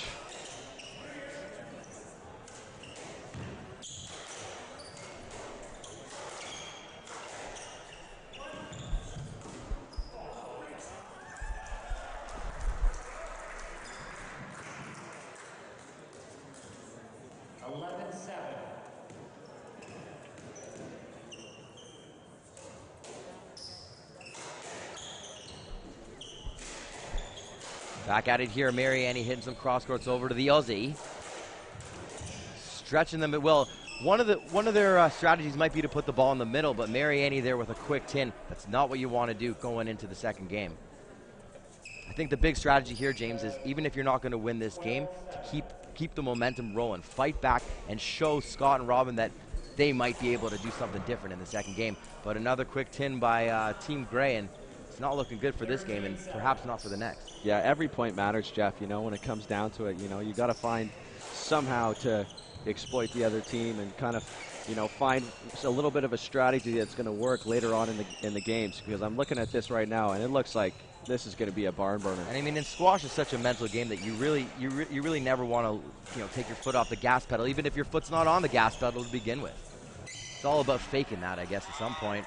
The confidence, and there they are, putting the foot on the gas pedal as they put the ball into the back of the court, and Robin hitting the ball out. I mean, I'm looking at this, Jeff, and I think the intensity is just so high, especially playing in front of a crowd like this. You know, it's hard not to just get the adrenaline going and, you know, get the juices flowing, especially for a Canadian title. Couple good points here from Team Gray, and they may be able to show that they can continue some positive squash going into the second game, and even it out as you assume that this game might be over fairly soon. Yeah, it's not over till it's over, though, Jeff. You never know, right? That is Doubles. True. Someone's gonna sing about that. God, that backhand is good is a comment that we've heard from behind us. God, all of their backhands are good, but maybe not Mariani's. Sometimes a little loopy. What do you think, James? It could be a little loopy, but he is on his forehand, Jeff, so he's hitting mostly forehands. That's true. A big advantage of this game is having a left waller on the left side and a right waller on the right side. Yeah, he definitely generates a lot of power there on the left-hand side. As you can see, the right shin of Thomas with a brutal racket mark. Maybe that's from him hitting himself out of anger. I never saw that. Maybe our production team will be able to zoom in and slow-mo that after. This is a long rally, Jeff. Again, trying to end this game off with some positivity for Gray. Ooh. Oh, that looks like a stroke to me. What do you think, James? I think we're going to play a let on this one, Jeff. Thomas unable to clear as he hit the ball right back to himself. Scotty unhappy with that call. And we have a let call, folks. You know, it's amazing that Scott's taken to the game of doubles so well, as they don't play it down under. In the Australia land. Well, yeah, I don't think they play it in Aussie-land. Austria either. But they definitely play it in North America, where these guys are all on the tour and have all been doing fairly well this year, specifically Scott Arnold, as he's had some fantastic results with another Aussie, Matt Jensen. Yes, you'd imagine that, that's right. Two Aussies playing together on the Pro Tour, got to carry some of that Aussie flavor, right? I mean, my coach, Jeff, growing up was Paul Price, and he was #1 in the world for doubles, so I know the Aussies have it in them. Wondering if Paul is... he's got a little bit of Paul in him, though. I can see it. Great technique. Wonder if Paul's listening to us down under. We miss you, pal. Hey, Paul. Shout out to Paul if he's listening. Throw out a hashtag at squashstream.tv. He doesn't give two expletives. Beep, beep. That's what we're hearing from behind us, but I'd imagine he's watching.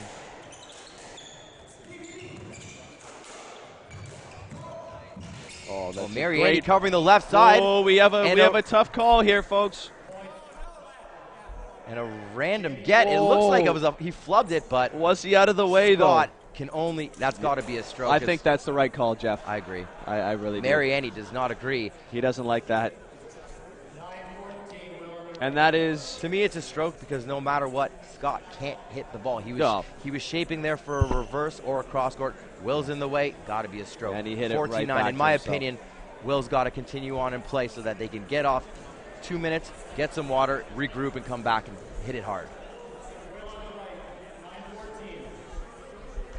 Jeff, how difficult is it to recover from a tough play like that? Well, I mean, what do you need to do? Just refocus your mind? I mean, what's the deal with that? Well, especially at 14-9, like I said, you want to keep the momentum flowing into the next game. Right. So, there's too great of a cross court Mariani can't handle. Scott Arnold and Robin Clark take the first game 15-9 at the 2017 Canadian Double Squash Championships, brought to you by Slate Music and Ridley Windows and Doors. I'm Jeff Lurie, and this is James Keane. That he is, and we'll be back in 2 minutes. Thanks, and go grab a beer.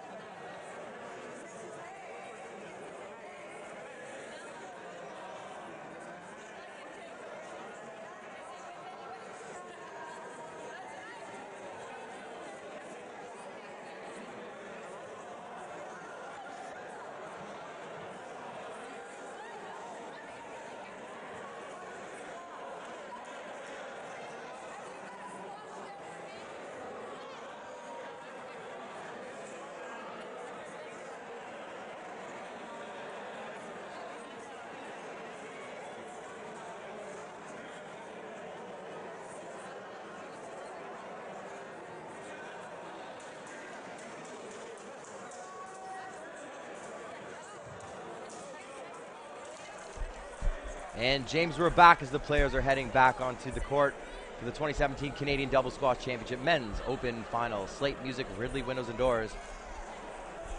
Will Mariani, Thomas Brinkman down 1-0 after the Twin Towers, as they've been called, Robin Clark and Scott Arnold, coming at them with their full force and really methodical squash. What's Team Grey going to have to do to get back into the game? You know, this is a very crucial game, Jeff, because you don't want to go down 2-love, especially against the Twin Towers here. So this game, you know, this is a must-win, I'd say, for these guys.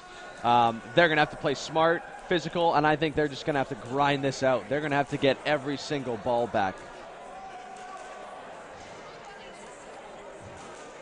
For those geography fans at home, if you notice, Will Mariani's sweat stains are starting to resemble very much the continent of South America.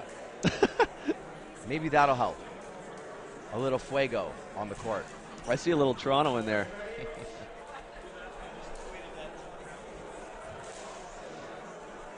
Jeff, you think if you put Scott and Robin's shoes together, they would equal Shaq's shoe size? I'd say that's about a 26. Yeah, together. A 26. Arnold practicing his last couple shots as the crowd certainly having a couple adult beverages tonight. Need to be told to quiet it down a little bit. Let the players focus just a tad. Again, 2 years ago, I mentioned it once, but Thomas Brinkman was on fire against these guys and really had a good chance with the comeback as he was hitting what Colin West and I coined the Brinkman. They haven't really put the ball into his wheelhouse and certainly hasn't taken that opportunity to slot that cross-court nick. But we'll see if he can do it this game. A little creativity from the back wall. Bose. Oh, wow. Brinkman with a smash and Robin unable to handle it.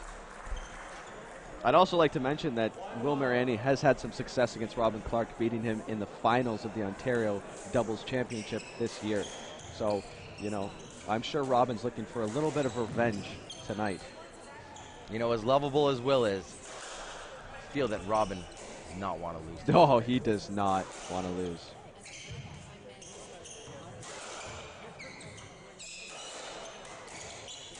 And this ball is just flying around the court. I mean, Jeff, how hard are these guys hitting the ball right now?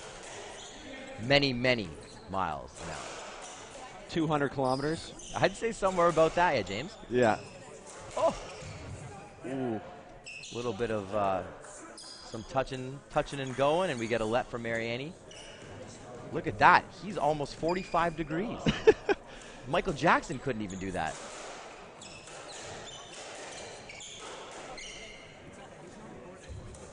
Sometimes getting hit with the ball, James, really gives you the fire that you need. You know, it looks like in this match something's got to happen, Jeff, to just get these Grey team fired up. You know? Something dramatic. Let's get Will fired up right now. Let's get him on fuego. Let's see if Will can just, you know, grind it out, get him a little angry. Thomas is going to be steady the whole time, but, you know, if Will goes on fire here and he starts hitting some shots and he starts making stuff happen out there, who knows? I guess the risky thing is for every time you take a chance in this game, if you leave the ball hanging, Robin or Scott are going to pounce on you. Oh. Pounce on you like what, James? Like a night cat. Tiger. El Tigre. El Tigre. We've got to let 1-1 in the second game. A little body flavor over on the left wall. And Scott with a quick You know, I was chin. looking at Mariani before the game started. I think he was listening to The Eye of the Tiger. What do you think, Jeff? Well, it's Eye of the Tiger. Well sang, James. It certainly wasn't the song that Mike Pernak listens to after every match, which is everybody in the 3-1-3, a little Eminem. Yeah. Lose yourself, but I guess he lost himself in this tournament. You know, didn't Jeff, he? I know every single lyric to that song. One of the only rap songs I know. Okay, let's get back to the squash here. Speaking of Mike Pernak, is he behind us right now? He's not here. Mike Pernak actually made it to the finals with Freddie Reed in 2010, I believe. Multiple national champion. What a great guy. Great father. Great squash player.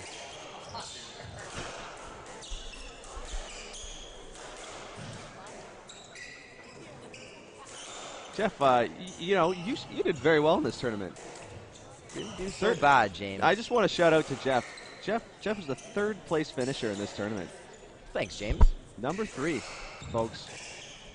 Yeah, unfortunately, I got my... in the Olympics, they give you a bronze medal. Yeah, not in double squash in Canada. No.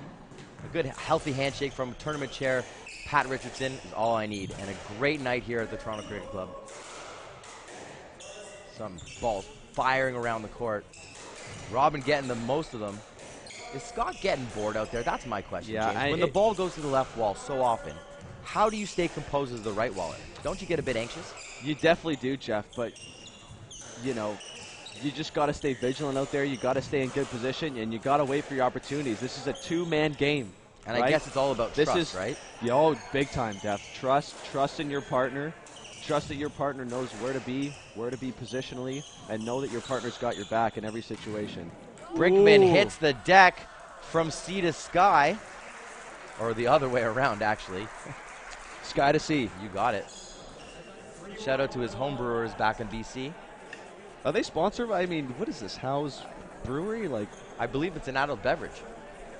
Professional squash players, they shouldn't be sponsored by beer companies. Is that kind of contradicting an athlete's sponsorship? It should be more like Under Armour, or BioSteel. Actually, James, I think it works pretty well with our beloved sport of squash. Most people, especially pro athletes at this level, they have a couple bevies after the game. Couple bevies. Are we going for a couple bevies after, Jeff? I might join you for one, James. All right, beauty. Robin smashing the ball as hard as he can. Brinkman almost taking his former roommate's head that's off. a dead Nick winner into the front right. Beautiful. And as you can see, the packed crowd here at the Toronto Cricket Club adoring the wonderful backhand from squash pro Robin Clark.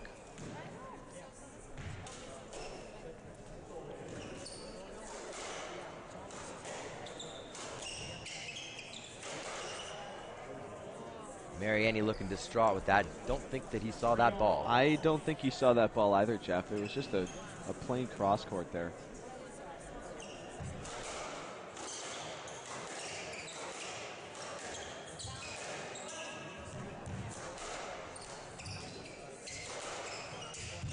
Clark smashing the ball over to Brinkman on the right.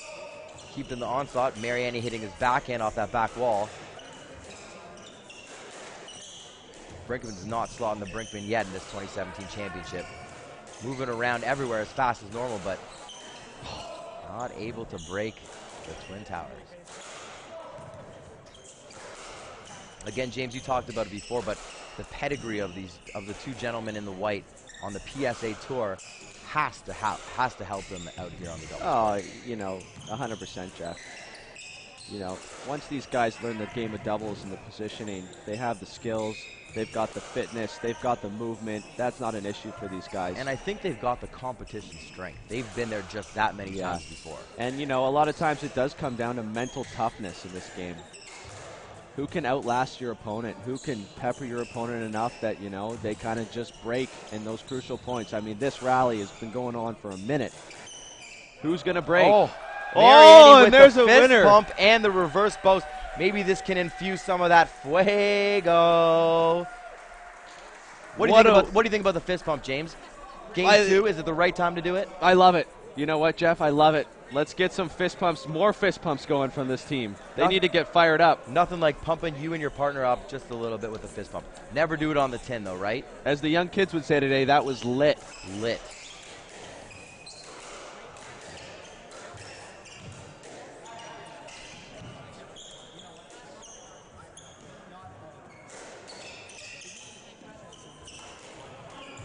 Brinkman bumping himself and the camera in the back right corner and smashes it over to Robin, who can't handle it. That seems to be the way that Brinkman can expose Robin Clark. It's happened a couple times already. I think it's a good strategy. Switch it up. I think you got to break it very hard on Robin, and then you got to go up the middle sometimes. Keep him guessing. Keep him off balanced. Mariani Brinkman now up 5-3. Maybe that fist bump was exactly what they needed. Long way to go, Jeff. 10 points still. Certainly do. But certainly it's definitely a shining moment right now for these guys.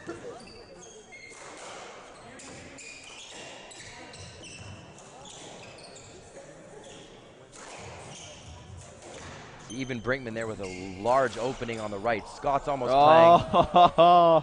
looks like Scott's almost playing a pro-am form. He's almost in the middle of the court because he knows the ball ain't coming to him. But that ball hitting Mariani in the buttocks. You know, I don't think there's anything Mariani could do there, Jeff. That's just a hard ball hit right up the middle, and Mariani had no time. A tad embarrassing. Fault and a second serve. What great form. That reminds me of Will Mariani out on the pitching mound for the Pickering Pirates. That's right. You guys play baseball together, right, Jeff? Certainly do, in the Ontario Senior Baseball Association. You know, Mariani is yet to hit. He's yet to hit anyone today. But it reminds me of Will Mariani is the all-time league leader in hit batsmen, amounting to about 70 over the last 8 years. Believe it or not, that's about 8 or 9 per season. And not done maliciously, I gotta say. Well, you know, Jeff, they're crowding the plate, right? So you got to do something. You know, he's that any lefty batsman really has trouble against him as his ball just tails off right into them. He seems to have the same problem sometimes in double squash. Yeah. Not sure that there's so much cut in those balls. I got to tell you, though, Jeff, I think lefties are a different breed, right? Lefties are This Mariani is a different breed. As he comes around and misses the ball, skating all around it in a quick let. Tipsy, turvy, dabble doobie. Up and down. This game has just got every element here. This is exciting. Brinkman crossing over, not wanting the rubber in his buttocks. If you can see, Robin's position is about 3 or 4 feet higher than anyone else in the court. He's really staying up there since he knows. Oh, and that's disgusting. He just carved that ball in. Disgusting in a beautiful way, James. Just like carving a turkey on Thanksgiving. Sending that ball right into the nick. He seems to be in the right space all the time.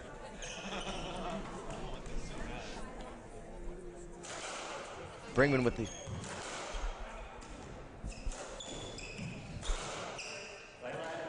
You know, Jeff, it's pretty crazy. It's 5-all right now, and this game seems like it's going on forever. Certainly has. Might be time for another beverage, James. It could be time for another bevy. We are squash bars at the end of the day, right? Squash or squash, whatever you call it. Oh, and that could be a stroke, folks. Certainly that could be a stroke. Mariani getting a little bit too hasty. Throws his racket, bounces it up. What can he do? They're on a 4-point slide. Yep. It was 5-3, and now it's 6-5.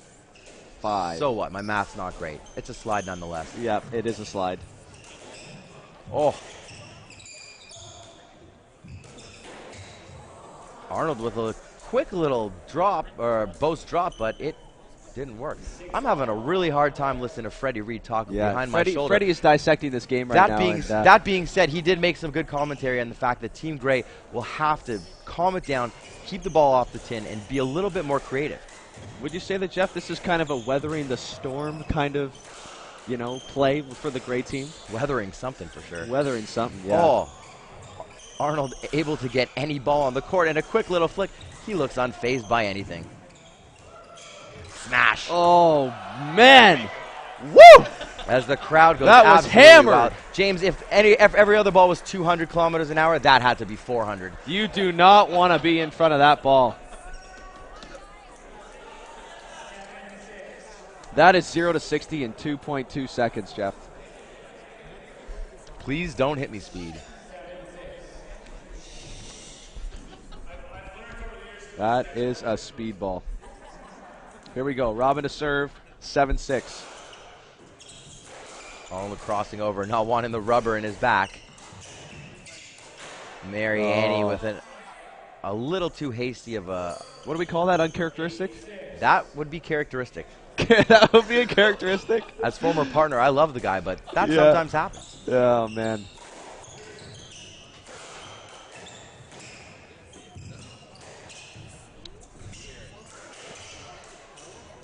As people keep on walking by our production booth, you have to keep... You must be reminded of the Wizard of Oz. Pay no attention to the man behind the booth. Brinkman with a quick... We should call him Drinkman. Brinkman with a couple... He'll probably be a drink man tonight, but right now he's Brinkman. Win or lose, we all have fun here at the National Squash Championships. Yeah. I mean, everyone is pretty excited to see the Jeff Lurie experience tonight, folks. If you're online right now and you can make it to the Cricket Club for 9 o'clock, Jeff Lurie will be on. Mariani sporting his fashionable navel. What's his navel? That means belly. His belly.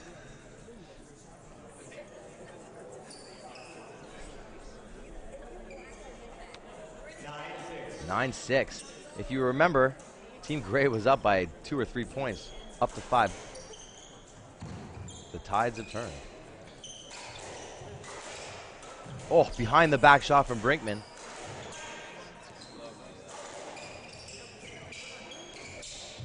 Seems that any ball they try to feather into the nick just isn't slotting today, James. No, it's too tough. I mean, the ball's so hot, Jeff. With a packed crowd of at least 1,000 people up there, I mean. Oh, yeah. I mean, it does look like the play's slowing down a little bit, coming a little more methodical out there, but still, it's just, there's so much pressure on the ball. Tough for Brinkman and Will Mariani to put it away. And they are actually known as shooters in the game of doubles. Would you say that, Jeff? I'd agree. You really haven't seen Mariani. Some of Mariani's greatest shots are over his head, slotted into the nick, and a couple reverses. We've only seen 1 or 2 of those today. Going for it, but they just seem to be 1 or 2 steps off. Yeah, it's too tough to put the ball away. But that's a good shot from Brinkman. That's the second or third time we've seen that from Thomas. A quick little boast. Robin caught not actually watching. 10-7. I mean, a couple more of those from Brinkman to catch Robin off guard, and, you know, we're right back into this thing, folks. Cash him outside. How about that? Cash me outside. How about that?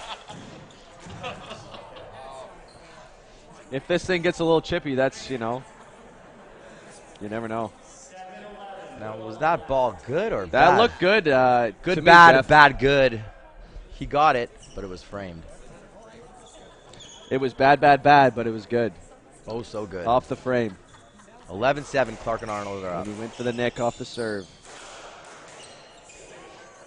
And a little Sammy Sosa from the baseball player himself. That's what you call it when you just airmail it, eh, out of the court? Right out of the court. Yeah. I call that a Barry Bonds. We're from a different generation, James. Yeah. Although Barry Bonds is not in my generation, so if I was going to call it my generation, I'd probably call it a Jose Bautista. Okay, baby. Okay. Mariani, the look of disappointment. Now it's 12-7. Clark and Arnold are starting to run away with this game. Shout out to the 48 viewers right now. We are trending hard on the web. Trending. 48, folks. As we indelibly place ourselves in broadcast history, Arnold and Clark are trying to indelibly place themselves into squash Canada history, winning perhaps a fourth. A fourth. Has that ever been done before, Jeff? I believe it's been done, just not by who. I'm just not sure by who. How is that possible? Scotty seems even-keeled. Brinkman drops his racket. James is clapping all over the place. Jeff's telling me to calm down. You know, it's very hard right now because these shots are just mind-blowing.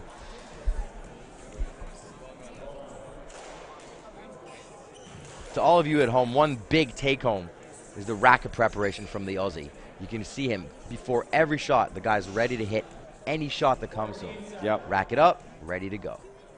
Takes away the errors, plays a calm, cool, collected game.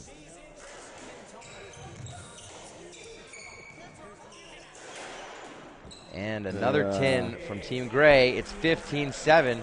Wow, you know, Jeff, it really felt like they had something going there at 5-3, and all of a sudden, Robin and Scott go on a tear. 15-7, they win that game.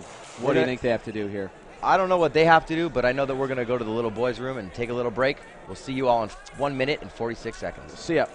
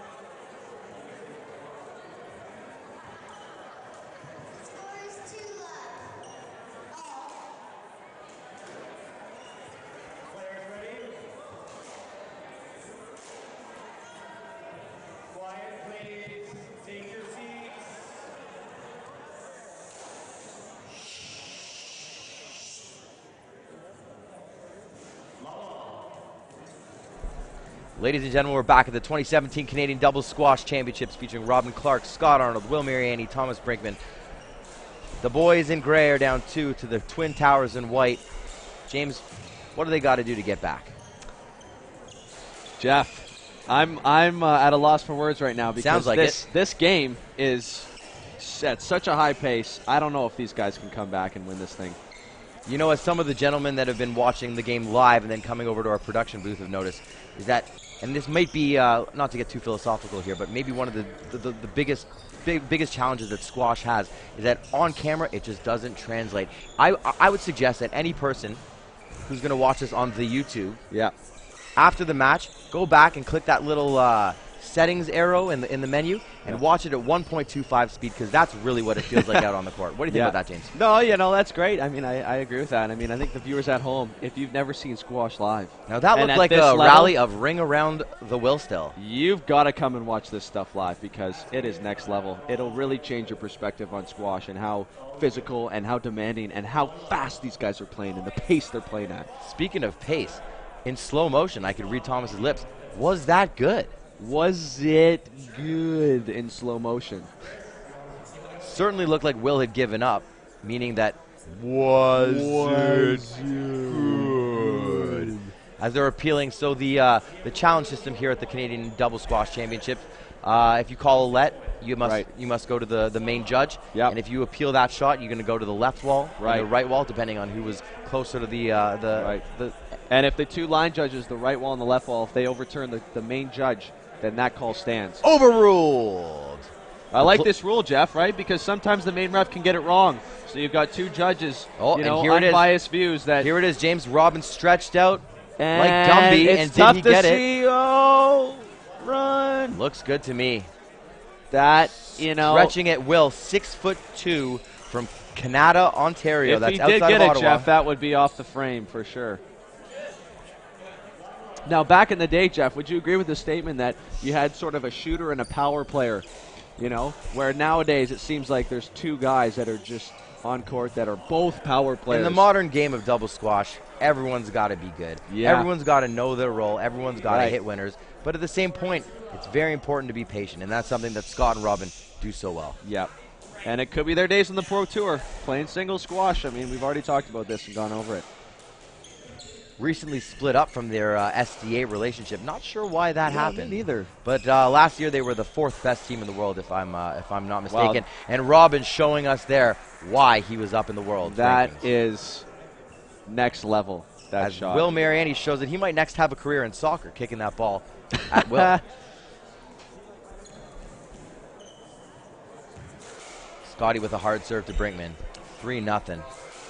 Not much Gray can do right now as the boys in white are just smashing the ball. Not too many balls nicking out on the 3 walls. Generally, if you hit that 3 wall, it's got to slot into that nick or else it's left up for these big boys to hit. Yeah, you definitely don't want that 3 wall to hit the ground first and then hit the side wall, Jeff, because then there's a fat and juicy ball for your opponents. You want that thing to hit the nick. Speaking of the ground, Robin hitting the ball into the ground. This could be the game. It could turn the tides. You could be taking the words right out of my mouth. You never count anybody out in this game. Let me tell you that. I mean, I remember me and Jeff, we played the doubles club champs at the TRC. You remember that? We were down 2 games to love, down 14-9, and we came back and won it. So you never know. You never know, James. You also never know that it's a good thing to be talking about club championship matches here at the it's nothing National compared Squash to this. Let me tell you that. It's all about them, not us, James. Yeah, and our accolades. True. Oh, Scotty showing that he's a wonderful sportsman, a wonderful Aussie, calling his ball down, and the fans appreciating it. Yeah, and they're clapping for that sportsmanship. And so are you. I'm clapping too, Jeff. So is Tim Lote.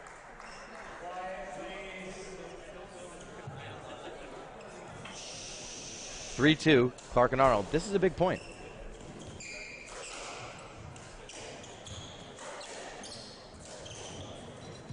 Mariani stretching Robin to the front of the court. Are they going to pick on him more, or are they going to try to stretch the ball around? We'll just see. The one thing you really notice about watching both Robin and specifically Scott is how effortless he is when he hits the ball. Some of us have this, urge to just flail and hit the ball as hard as we can, but it really is not that effective. And these guys are showing how to stay clear, true to their swing, really is beneficial. Yeah, I think it's tough in squash. I mean, they look so relaxed out there, Jeff. And somehow, you know, they generate so much power. But I think a lot of that is the anticipation that these guys have. They know where that ball's going to go. Brinkman's playing the left wall, Mariani playing the right wall. Oh, and they switch Scott sides! hits the tin. Can you believe it? We've got a game and the crowd goes wild. If there's anything that's going to get this crowd going. This could be a momentum change. Maybe if you were talking about a TSN turning point, this could be it. A little early to say that, James, but they might even go to the I formation. Who knows? The front-back formation. Never been seen before. Definitely not in a Canadian double squash championship for sure. It does seem that Team Grey has a little bit more life in their step in the last couple of points. But Mariani with what looks like a quick tin, you don't want to do that after you've caught up 3-all. You definitely just don't. Sucks the life right out of the rally. Yep. Yep. And, you know, it's tough for your opponent, too, when you make an error like that.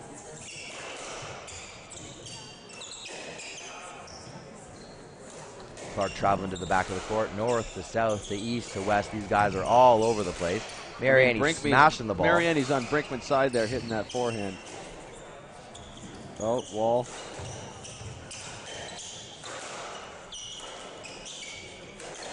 Showing pretty decent patience, great fitness.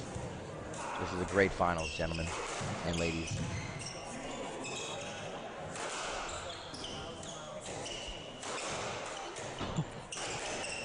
And Brinkman hits perhaps the first or maybe second Brinkman of the day. Is this something that we're going to see going forward? The man, the myth, the legend. The Brinkman. Brinkman. Thomas Gerald Brinkman from British Columbia. TJB, actually. Fun little fact. Middle name TJB. Middle name Gerald, but spelled with a J because the other siblings in the family are all also TJB. Is that a double R? Gerald? Don't believe they're Scottish, James. No? Oh, and Robin with the look of disappointment. Will a couple smiles. Got to stick at it. Scotty's got the hands on the hips right now. You know, who knows if he's a little bit tired. Mariani goes for it. Maybe Team Grey will just shoot the lights out for this game and force a fourth. If I were them, Jeff, I'd be just going for it right now. You know, no care in the world. They're the underdogs right now in this match. I mean, there's nothing to lose. 3-wall boast, but didn't nick out enough and still warrants the let from Robin Clark. Still haven't seen those nicks off the boast.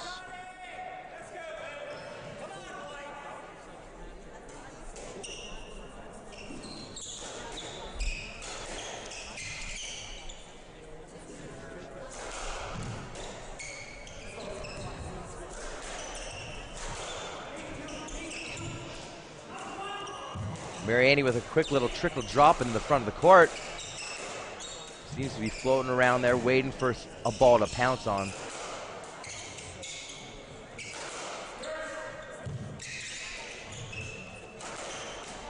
Oh, another ball broken at Robin. He went on the inside. Another ball put into the floor. Yeah, we did talk about that strategy in the first or second game, Jeff, about going inside on Robin, breaking it hard, and then going down the middle, and it seems to be working right now. It's one of those things where it just might be easier to catch your opponent by surprise, where so many doubles players go to the wall. You're taught to hit the ball on the sidewall, create breakers, but sometimes even the best players are caught off guard. But Brinkman trying to do what he's done very successfully today and just tipping the tin. Not the time to do it. 5-all. Only 10 more points away, Scott and Robin are from their 4th Canadian National Championship.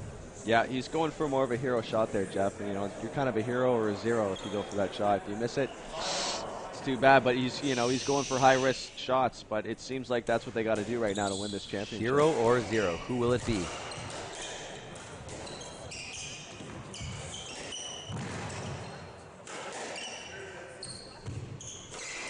This just in from our production booth. Wayne Gretzky had said you miss 100% of the shots that you don't take, boys. Maybe he didn't say the boys part, but you're saying it. That's right, boys. And That's there's right. a shot that Scott's going for. Hits the tin. Mariani and Brinkman are up by 1. I mean, if I was a fan right now, I'd be going, here we go, boys. Let's go. Jeff, would you say that there's a crowd favorite right now, or is this kind of a neutral kind of game here? Well, Mary Annie's a member here at the Toronto Cricket Club, right? Thomas Gerald Brinkman, a fan favorite and a generally good guy. Scott Arnold, an unbelievable dude, but you'd have to think that the folk here, if there are cricket club members, have to favor Robin Clark, who's the hometown club pro here. But Mary Annie with an unbelievable shot from the back of the court. What do you think about that, James? Oh, baby! I was waiting for this, man. And we've got that ever-important fist pump. What do you think about that? He's got the fist pump. He is, he's starting to bounce here right now. And the sweat stain's starting to look a little bit like Pangea. For those of you that don't know, that was, all of our continents mixed together back in the prehistoric days. Could this be revolutionary? Soon he could have the whole world, Jeff, on his shirt. Or in his hands. He's taking over. He's going to take over. Mary Annie asking for a let, wanting a stroke. Not sure that's warranted, but could be. It's never a stroke, though, Jeff, if the opponent hits the ball and it goes to the other side and it's in front of their... That being said, I think Robin hit that ball. Did he hit that ball? I believe he did. Okay. we're watching a different game. We must be.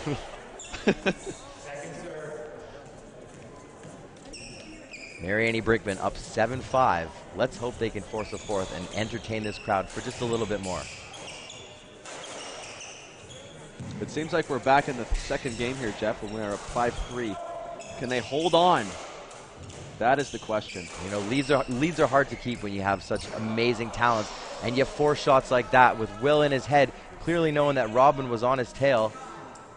Bends down into a yoga pose. Or some sort of pose. What do they call that? The downward dog? Or that's a downward something, James. Yeah. Zenning it up, trying to regain focus. I think he was actually meditating there for a couple seconds. It looks like a double pose, and Mary Annie's covering his side there, Brinkman. Back in position here. Well, Mary Annie stepping in, I like that. For most of the time on the left wall, Robin's played in front of Will. It might be important for Will to, maintain his ground in the front of the court, keep his reactions tight. Little lob serve over to the Aussie. Well said there, Jeff.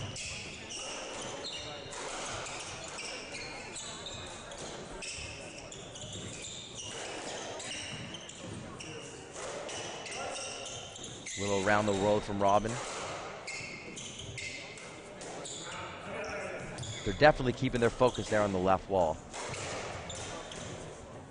But again, Robin's athletic ability and strength able to withstand any of the pressure from the two.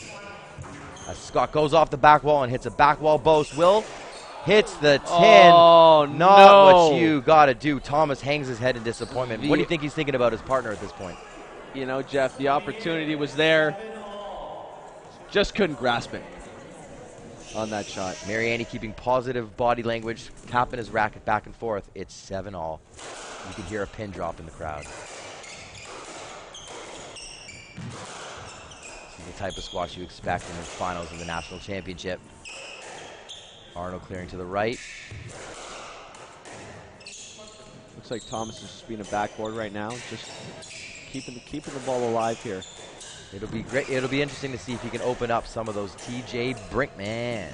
Let's see a Brinkman right now. Shout out to all those Prince Georges back in the wonderful province of British Columbia. And that could have been a cheap let there, Jeff. What do you think? It's got to be a let, James. Mary Annie clearly in the way, protecting his family jewels. We can agree to disagree, though, right? Certainly can. I'm usually right, though. No, I'm always right. Aren't I the expert? Scott smiling at the crowd. Not sure what he's chuckling about.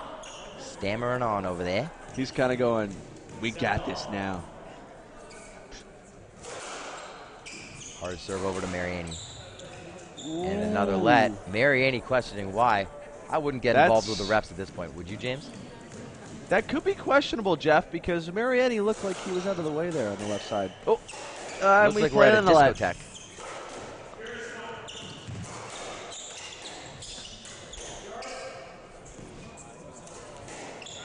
Robin Clark in the back, turns for the middle. Brinkman in the middle, hitting a backhand. Looks like Thomas is scared to pick on Scott down the wall. There was a giant opening. Scotty almost on the tee.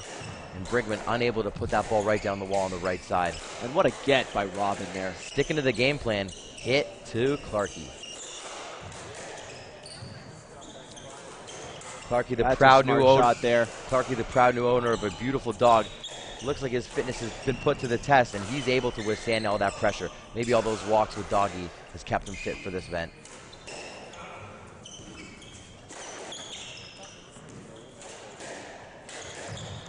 Oh, did he get that? Of course he did, James, showing the crowd and Team Gray that you don't mess No, with he did Clark. not get that. Yeah. Oh, Mariani's got Mary did not get that. no bueno. No bueno.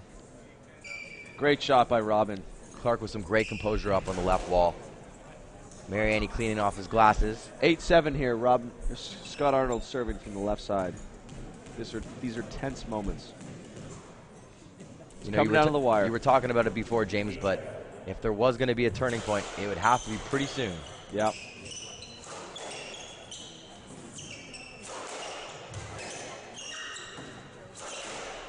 In my personal opinion, I think they've gone a little bit too much at Robin.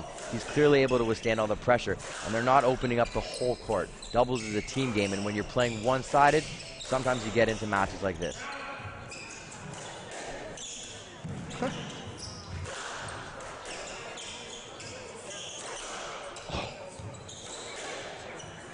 You know, we've got some excited kids here in the club cheering on their favorite teacher, squash pro, friend, Robin Clark. Oh, a ball right through the middle. Right down the middle. Mariani says that he hit Robin. Not sure that he's going to admit that.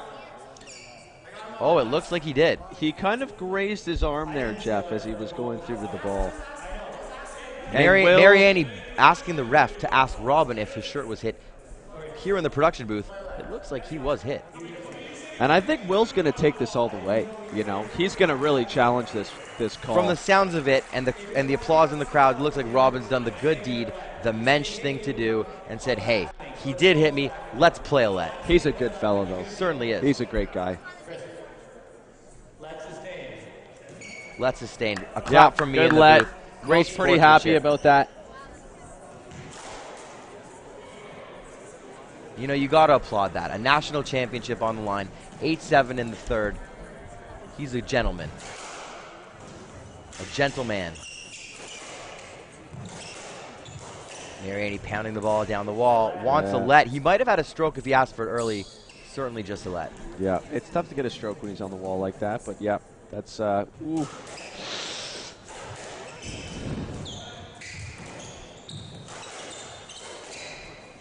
Oh, it goes for a nick, Will. Goes to the back corner.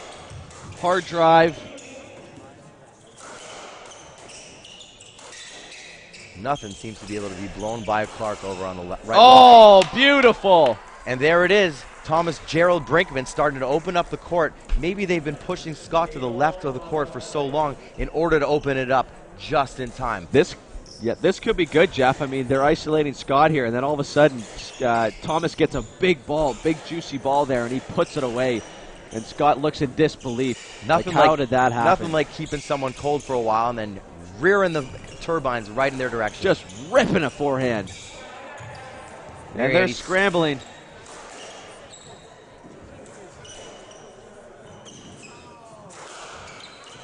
Ball gets behind Will, turns it. Will turns it, Will, and Robin punishes that ball onto the right wall. We've seen 2 right wall winners in the last 2 points.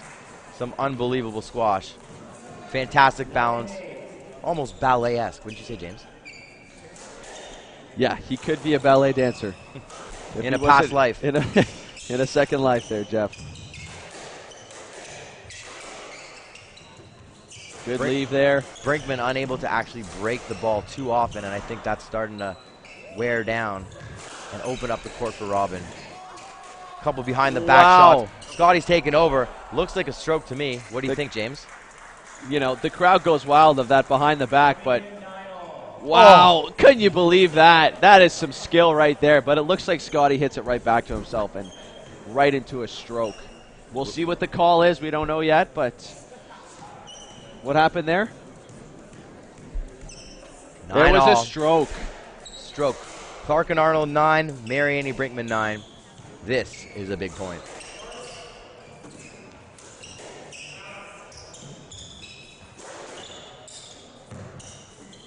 starting to create some angles.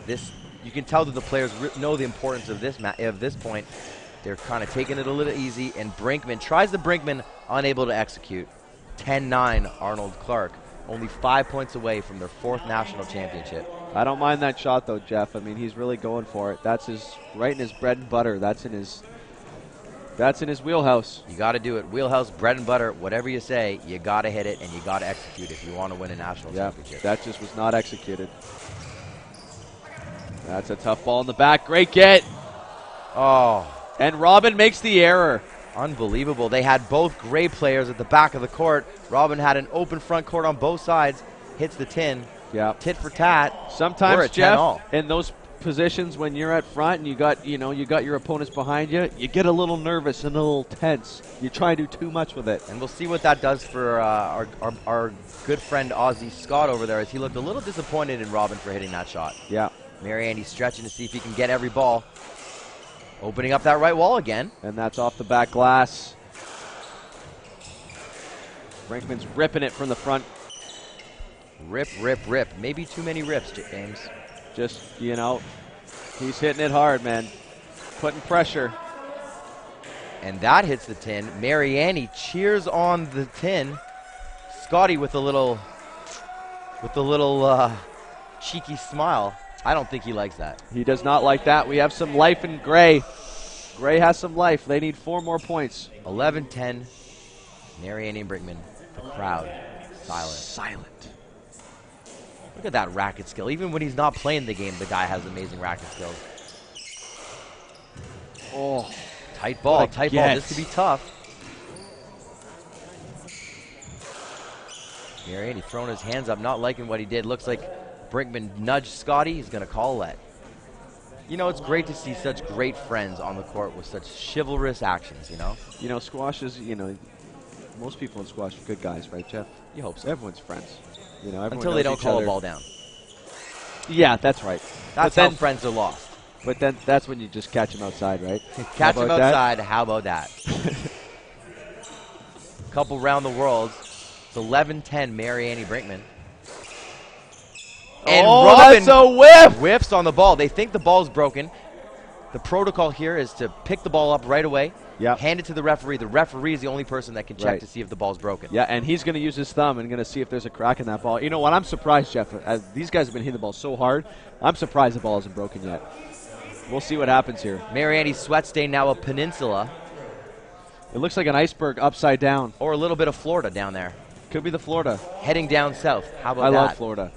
Nice and warm.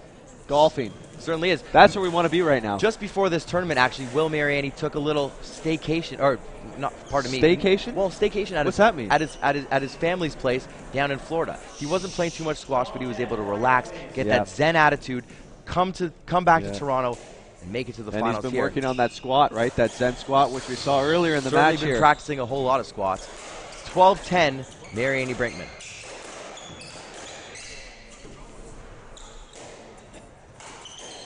Brinkman choosing not to hit the Brinkman. James, if you're Scott and Robin down 12-10, up 2-0, what's your game plan for the next 5-6 points? No mistakes, Jeff. Just keep that ball going and put pressure on the other team. Just like that. Do what you've done best. Make the other team beat you. That's what I'm thinking right now for these guys. Especially because they're so solid. You have to think that there's going to be a 10 in there maybe in the next couple points for Team Gray. Exactly. Make them hit the winner right now. Play solid, move up, get everything, and just bring the heat.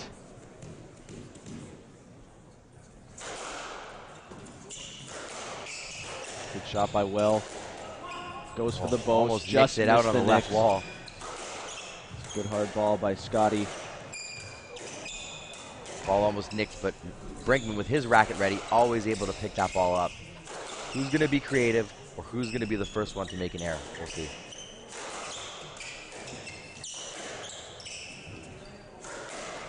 A little bit of a battle here on the left side here with Will and Robin. That's a great length. Dying length by Clarkey here at his home club against the home club favorite as well, Mariani. And that's what you want, right, Jeff? Second bounce into the nick in the back court. We've got 12. With a ball this hot and a court this hot, you know, we've really been seeing a lot of balls coming off the back wall. Yeah. Even if you're hitting length, that doesn't help for a player that's, you know, at any of their calibers. They're able to wait, take their time. A good squash pro, a squash Canada legend, Taylor Fawcett, always says, don't feel the pressure when you're heading to the back of the court, because most good players are able to take that ball off, and as long as you can reset, you're going to get back into the game. I like that. Fawcett and Duratney going for another national championship tomorrow. That's here at great the Cricket advice. Club. Great advice. Good luck to those guys. Certainly wish them the best.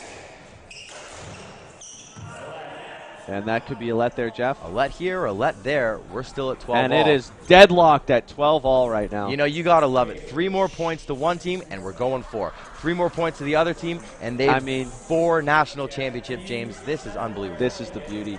This is where you want this match to be, Jeff. 12 all, deadlocked in the third.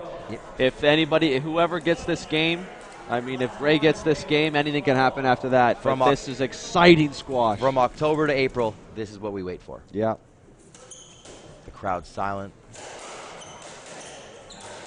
Will looking a little tired, raising his hand, not sure what's going on. I think the ball could be broken. I don't know. Finally broken, perhaps. Yeah, I mean, looks like they're stopping. No one really wanting to give in at this point. This might be one of the strangest rallies I've ever weird. seen. All 4 players knowing that the ball.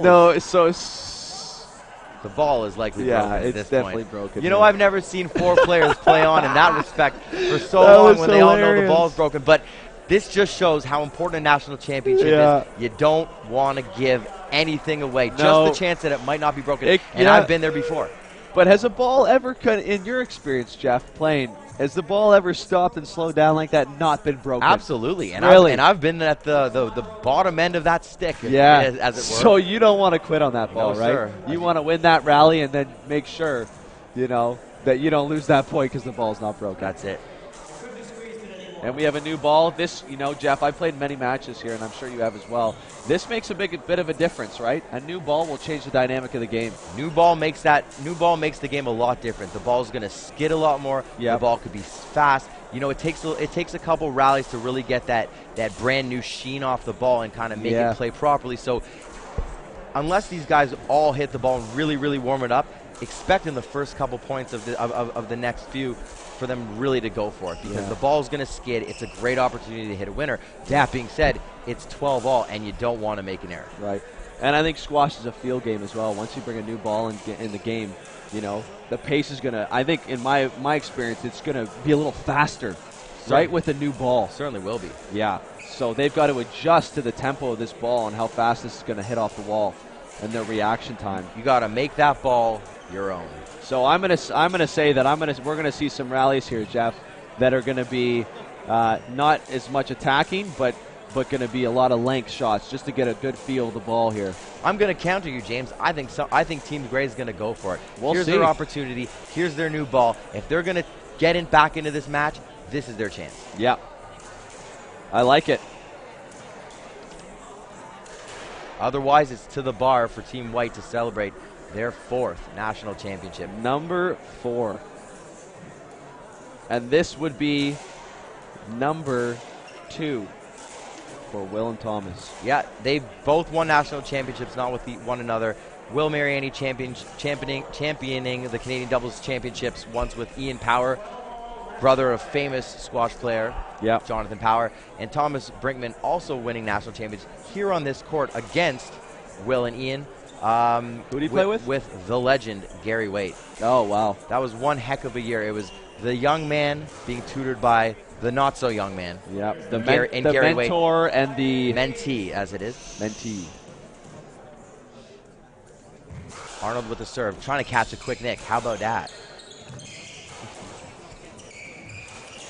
Who's going to go for it, and who's going to be patient? We'll see. Well, that ball is fast. And the ball is flying around here, Jeff.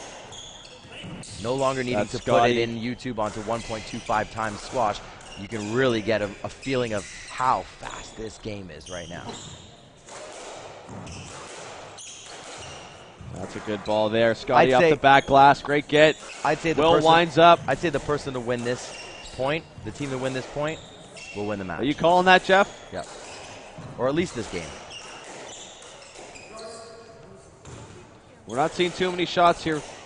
This is a pure length game right now. Just hammering it home that you think you're right, don't you, James? That's right, Jeff. Ball going down the wall. And we've got a little bit of a let here.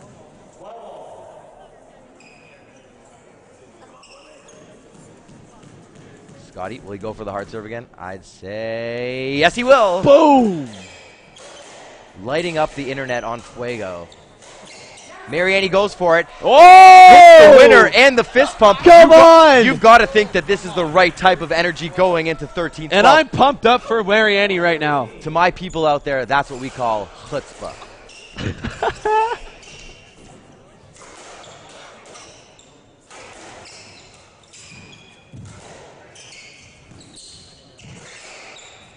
Like we just mentioned, Mariani and Brinkman have been here before too, and they've championed this. So it's not something new to them. They're probably not as nervous as you and I are here in this booth. Oh, barely scrapes that ball from the back of the court. Another let. I mean, I got to tell you, Jeff, I kind of want this to go to 4 or 5 just to keep going here. I mean, because this is just... Not to mention the fact that you and I are just having a great time. Oh, I'm having a ball right now. The entertainment level is just off the charts.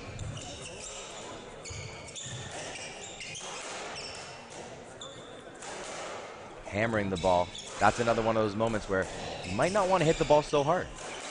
Comes right off the back wall for Scott Arnold to do his magic. Oh, and Robin covers on the right side here. Going down the right wall. Is it time to go after Scott? Maybe Brinkman will try. Oh.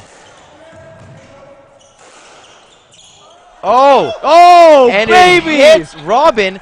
14-12. Mariani Brinkman about to force a fourth game, James. Can you believe this, Jeff? I can, to be honest with you. This is what we're here for. Holy smokes. 15-9 in the first, 15-7 in the second. As our friends here in the booth are for reminding Robin us. and Scott. We have a 14-12 lead. My prophecy was the person to win that point at 12 all would win the game. And Jeff, you know what? You could be right. You could be right on this front, but on the front of shots, Keener got it. And this is the type of opportunity to give Mariani and Brinkman just a little bit more confidence going into the fourth. That's, wow. That is an outrageous winner. Let me tell you. Scotty's showing that he's not scared of losing. Oh my goodness. I mean, 14-13.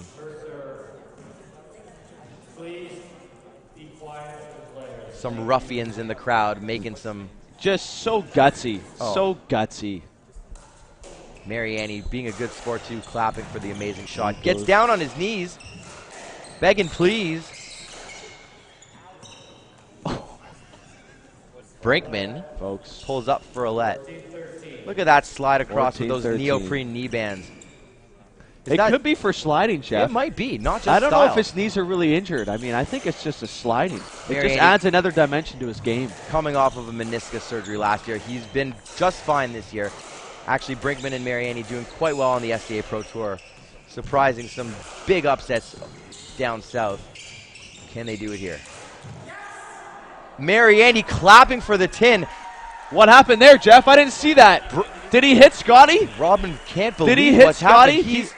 He hit Scotty. His racket. Partner. On the That's tip. called a partner boast. Oh, and we'll be back, ladies and He was gentlemen. going for the assist, Jeff, but we're not playing hockey, right? We're playing squash right now. Certainly are, and it's now 2-1. Robin Clark and Scott Arnold. There's a big fist pump from Brinkman and Mariani.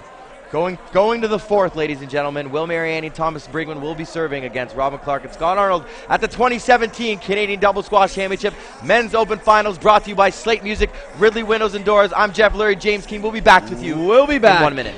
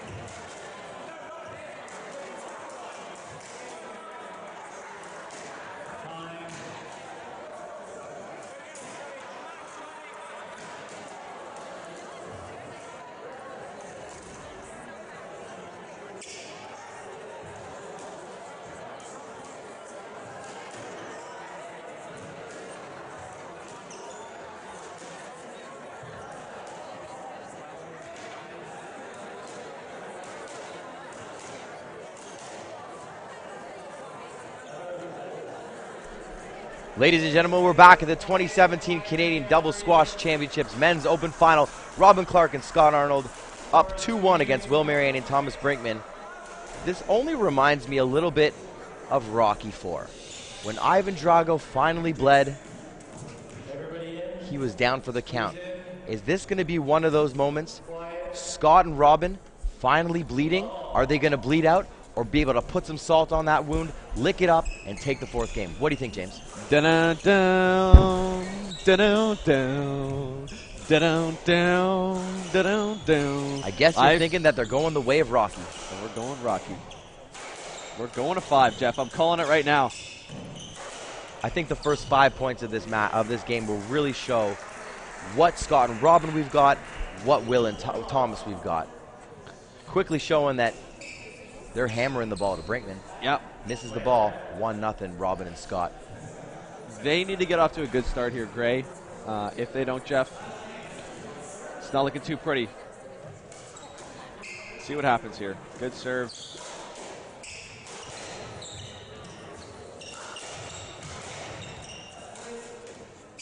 Mariani calling out Billette. Doesn't want to hit Robin. Again, a little uncharacteristic of him. Yeah, I mean, usually I don't not know carrying about that that pass. That being said, there's a huge amount of respect for one another out there on the court. For sure, and I think he wasn't giving him the cross court there on that ball, so that's a fair let. And maybe you don't want to, fuel that fire anymore to these current national champions. Brinkman unable to put that ball on the wall. Robin having no problem just feeding it right back to him.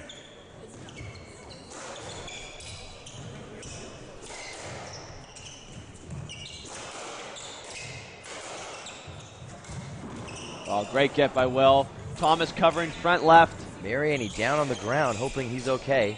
Flailing a little bit, but they're keeping the pressure on Brinkman. Not sure that was the right thing to do. You think they're picking on Brinkman a little bit here, Jeff? Certainly looks like it. But if there's anything the wonder from Prince George can handle is the onslaught of pressure. Slowing it down. This is the type of squash I like to see. Hard, hard, hard. Soft, soft, soft. Opening up the point. Opening up the rally. Who's going to take advantage of it? Through the legs. Dipsy doodle. I bet he goes for it. And he does. Mariani. Yeah, that's a great winner. With the counter punch. No problem coming from Team Gray. You know what? It looks like Jeff White is having trouble putting the ball away, and Gray is actually counteracting those winners that are not getting put away. Sometimes in this game, it's the counter punch that's so important. Yeah. Jab the whole game. They try to put you out and just re-drop, re-counter for some glory. And I do see the pace slowing down a little bit from White here. We'll see a little more of a strategic game I think we've got going on. Certainly don't think they're tired. I don't think they're tired, Jeff, but I think they're kind of questioning, how are we going to beat these guys and kind of maybe changing their game plan a little bit. We'll see how this unfolds in the fourth. Robin's really hit a large number of the percentage of shots in this match for Team White. But here comes Scotty up on the left wall. Mariani counterpunching. Oh, and that's a great ball. And both white team over on the left wall as Mariani fist pumps again. Who knows? I mean, me and Jeff are getting so excited here. We're giving each other high fives. That's it. You got to love this game. You got to love both teams.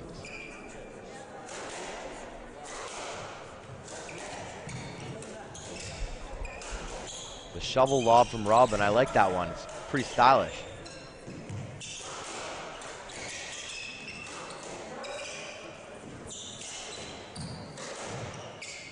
Brinkman ducking, taking the ball with no problem off the back wall. I like that shot from Brinkman inside on and he hits a winner. My gosh. The crowd goes semi-wild. It looks like these guys are finding their range here, Gray. They're really putting the ball down with authority. And you kind of knew it was coming, Jeff. You knew, these guys were going to break out at some point, and it seems like they finally have. Well, with the skill level of both Thomas and Will, you had to expect that at some point. And there's another winner. There it is, right there. Oh, come on. Look at this.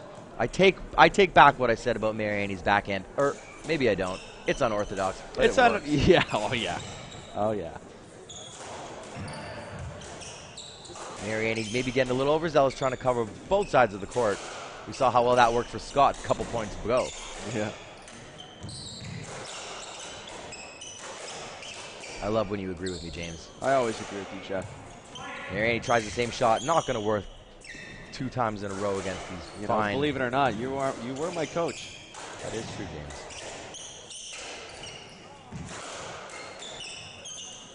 That's a good ball at the front. Well counters. Oh, and he goes for it. He probably should have left that for Thomas, who was covering behind him, but he went for the volley. Certainly should have, but the good thing about a good team is that they can each accept responsibilities for their mistakes. Mariani pointing at his chest saying, hey, my bad, I'm not going to do that again. And that's good team communication, and that is key in this game, right? That's on me, bro. 4-2.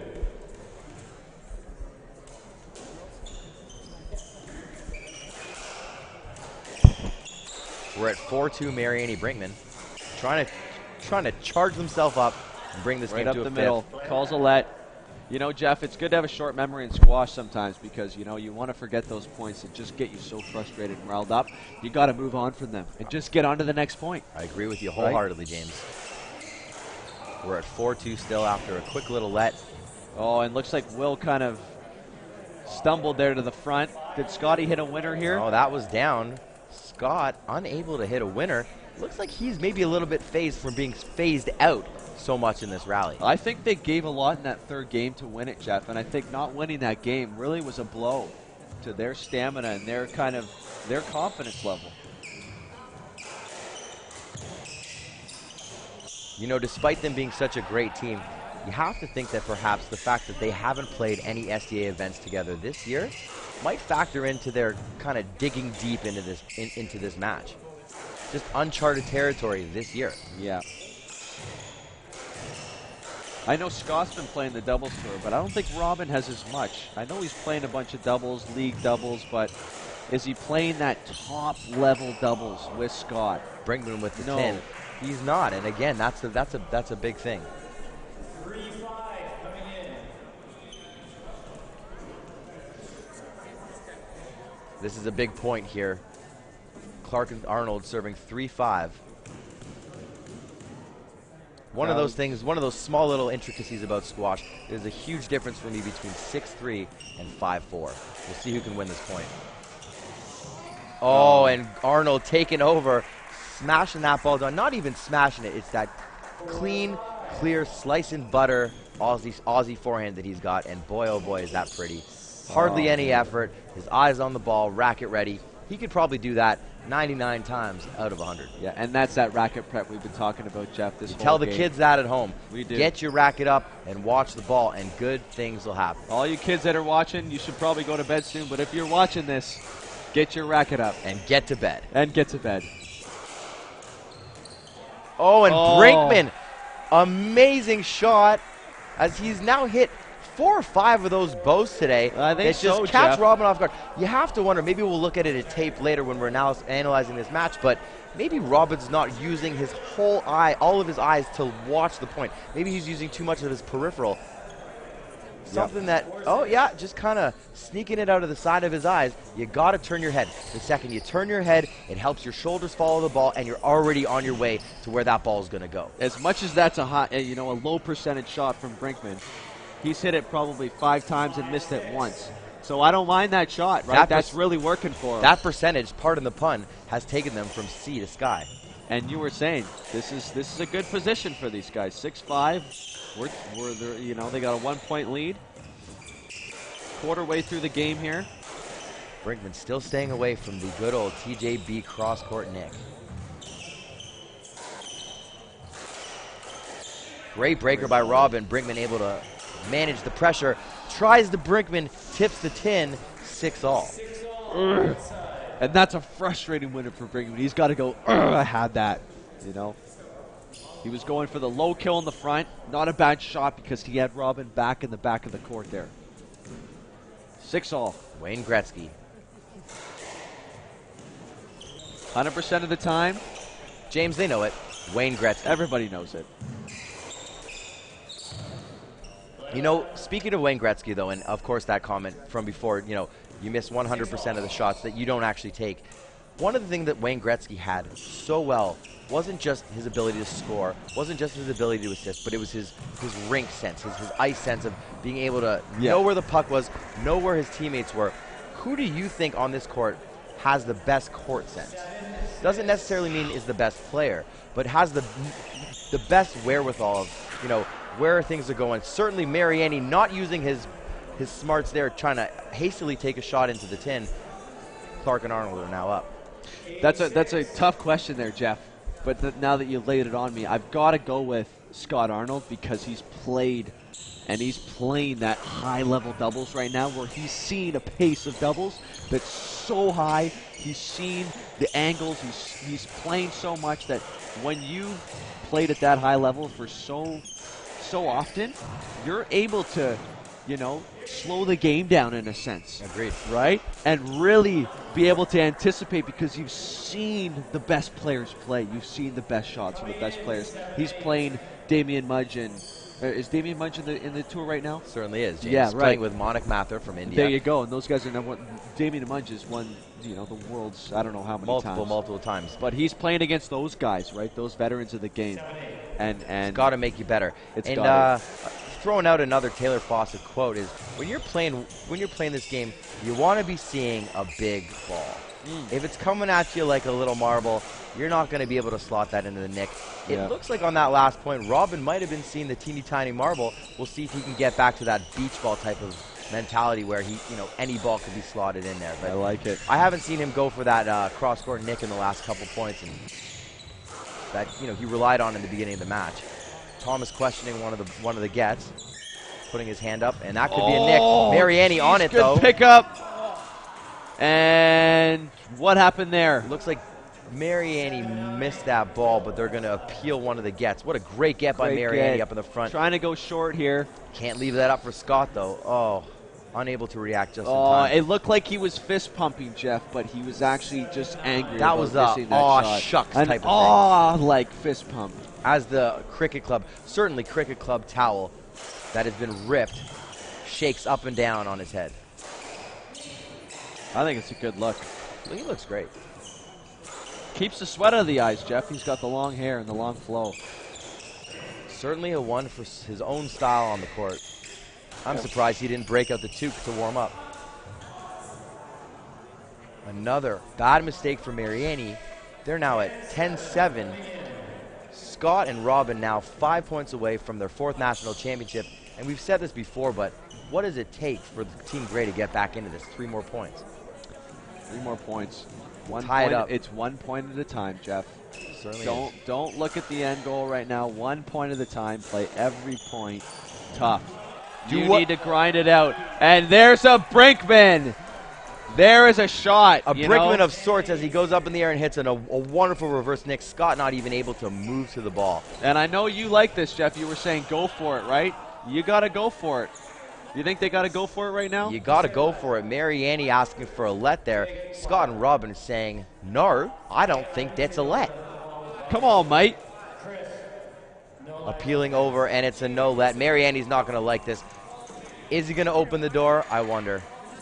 At this point, you know what, Jeff? It looked like he swung and the ball was past him. I kind of like that call. If you call a let, you have to stop at the moment of interference. It's a no let.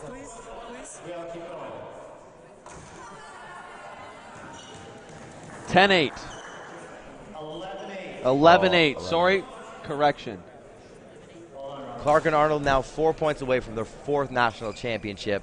Mariani and Brinkman talking it over, trying to figure out how to do what they did in the 3rd game to send this game to the 5th. Wouldn't you want to be a fly on the wall, Jeff, just to hear what they had to say there? Pretty much know what they said. It's let's go. What do you think? Let's go, eh? Time to do it. It's now or never. Oh, and Mariani gets down on the ground.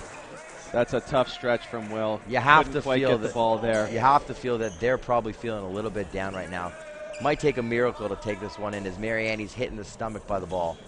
I don't think they should be forcing it now, though, Jeff. I don't think it's that kind of time. At this point in the game, I don't think anyone's going to be forcing it. And there's an error from Robin. That's a great ball by Will. Not looking at the ball, and it hits the frame. Again, it's the national championships. You never know what's going to happen. 9-12, Brinkman serve.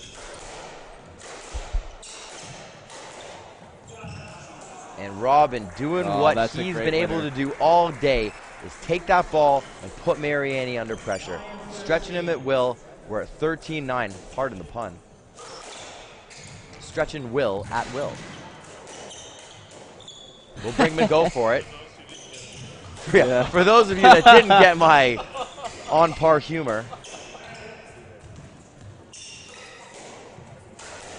Mariani showing that he doesn't care. Let's go for it. Robin just playing the steady game of squash.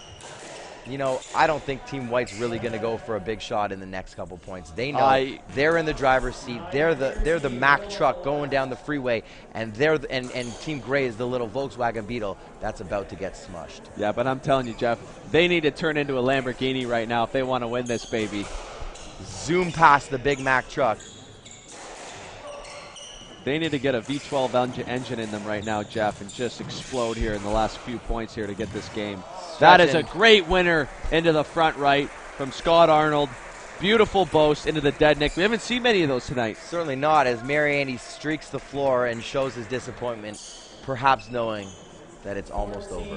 It could 14-9 match ball. Clark and Arnold about to win their 4th national championship in a row against worthy opponents. Very worthy opponents. Will Mariani, Jeff. Thomas Brinkman. We'll see what happens. And like we've said, they've won it before, so. Match ball.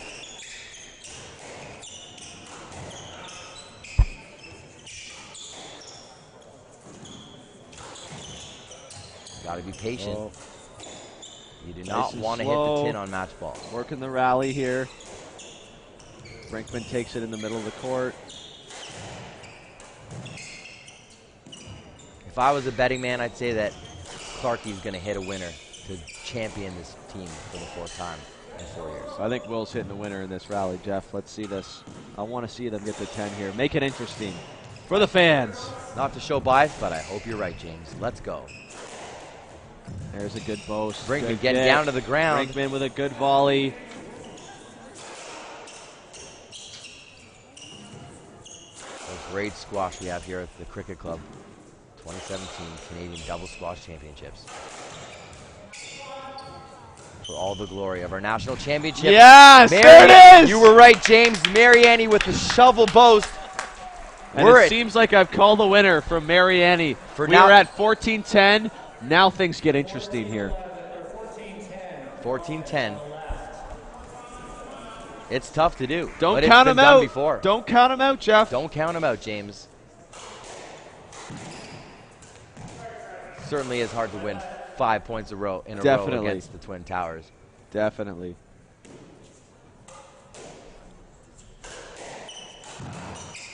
If anyone can do it, it's the pudding pop, says Steve Parks in the back. Robin staying on the line, not losing composure or his position. Mariani dives. Oh, and it hits him somewhere in the midsection. It's over. What a great championship here at the 2017 Canadian Double Squash Championship Men's Open Final. Slate Music, Ridley Windows and Doors. Robin Clark and Scott Arnold over Will Mariani and Thomas Brinkman. 15-9, 15-7, 13-15, 15-10. You know, you got to say, Mariani and Brinkman put up a fight. But the Twin Towers, Clark and Arnold, were just too strong. Oh, just too strong. They showed championship pedigree. These guys know how to win. They've got the mental toughness. That's 4 Canadian National Doubles Championships for these guys. Some big hugs, some great handshakes. 4 great guys out on the squash court here at the Toronto Cricket Club. Host of our national championship. The best place, in my opinion, to host a squash tournament. We've got 3 courts here. Stadium and might court, I say, crowd. The only club in the world that has 3 doubles courts, Jeff. Added to this the punch. Could be the mecca of doubles. The mecca. The Al-Aram, so to speak. the Aladante. Let me tell you something, Jeff. This has been a pleasure. An absolute honor, What an absolute James. pleasure. Well done. As Pat Richardson signs us off from the production booth here at the Toronto Cricket Club, I'm Jeff Lurie. I'm James Keane. For Josh Janu and SquashStream.tv, thanks for sticking in with us. Hope you have a great night. If you're drinking, don't drive. If you play doubles, play more. If you play singles, love it. And I'll see you next year. Time to have some bevies. All right, we're out. Better suited to playing doubles with each other than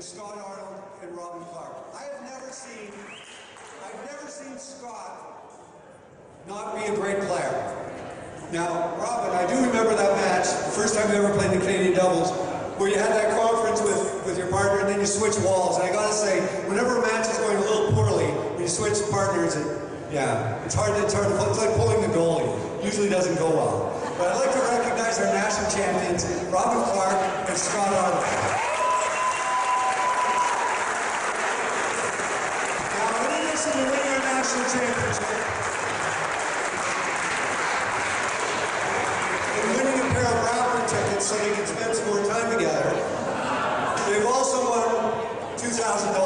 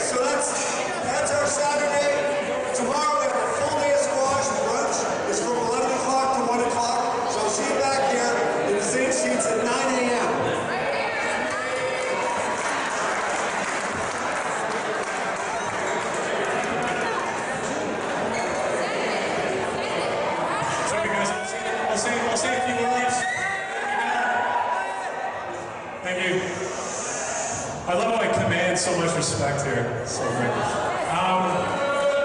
First of all, I'd like to thank Ridley and Slate Music once again. They're big supporters of squash in Toronto. Without them, this event can't be possible. I'd like to thank all the presenting sponsors up there. I'm not going to name them all. There's quite a few, but also they're the reasons why you guys have all the beer and the food and you enjoy the weekend so much. I had a kind of a weird year. I was down at my new job down in 10X for 4 months, and then I found out the club was going to be a year delayed. And so, luckily for me, I was able to come back up to the cricket. The members have welcomed me with open arms. And so, I'd like to thank two people. Obviously, Pat for bringing me back. It's been a lot of fun coming back to the club. The membership makes it so great, but Pat is obviously the reason why I'm here and gave me my start as a squash pro, and I owe my life to him right now. So thanks, Pat, for everything.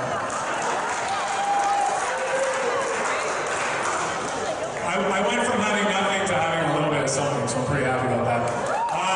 Also, I'd like to thank Pat and Deb O'Neill and everybody who organized this Canadian doubles. They do it all. It's hands off for me, so they make my life easy winning the title. Sorry, guys. But it's running so smoothly because of the committee that is formed here at the cricket, so without them, this event wouldn't run so smoothly. So thanks, guys, for putting it all in work.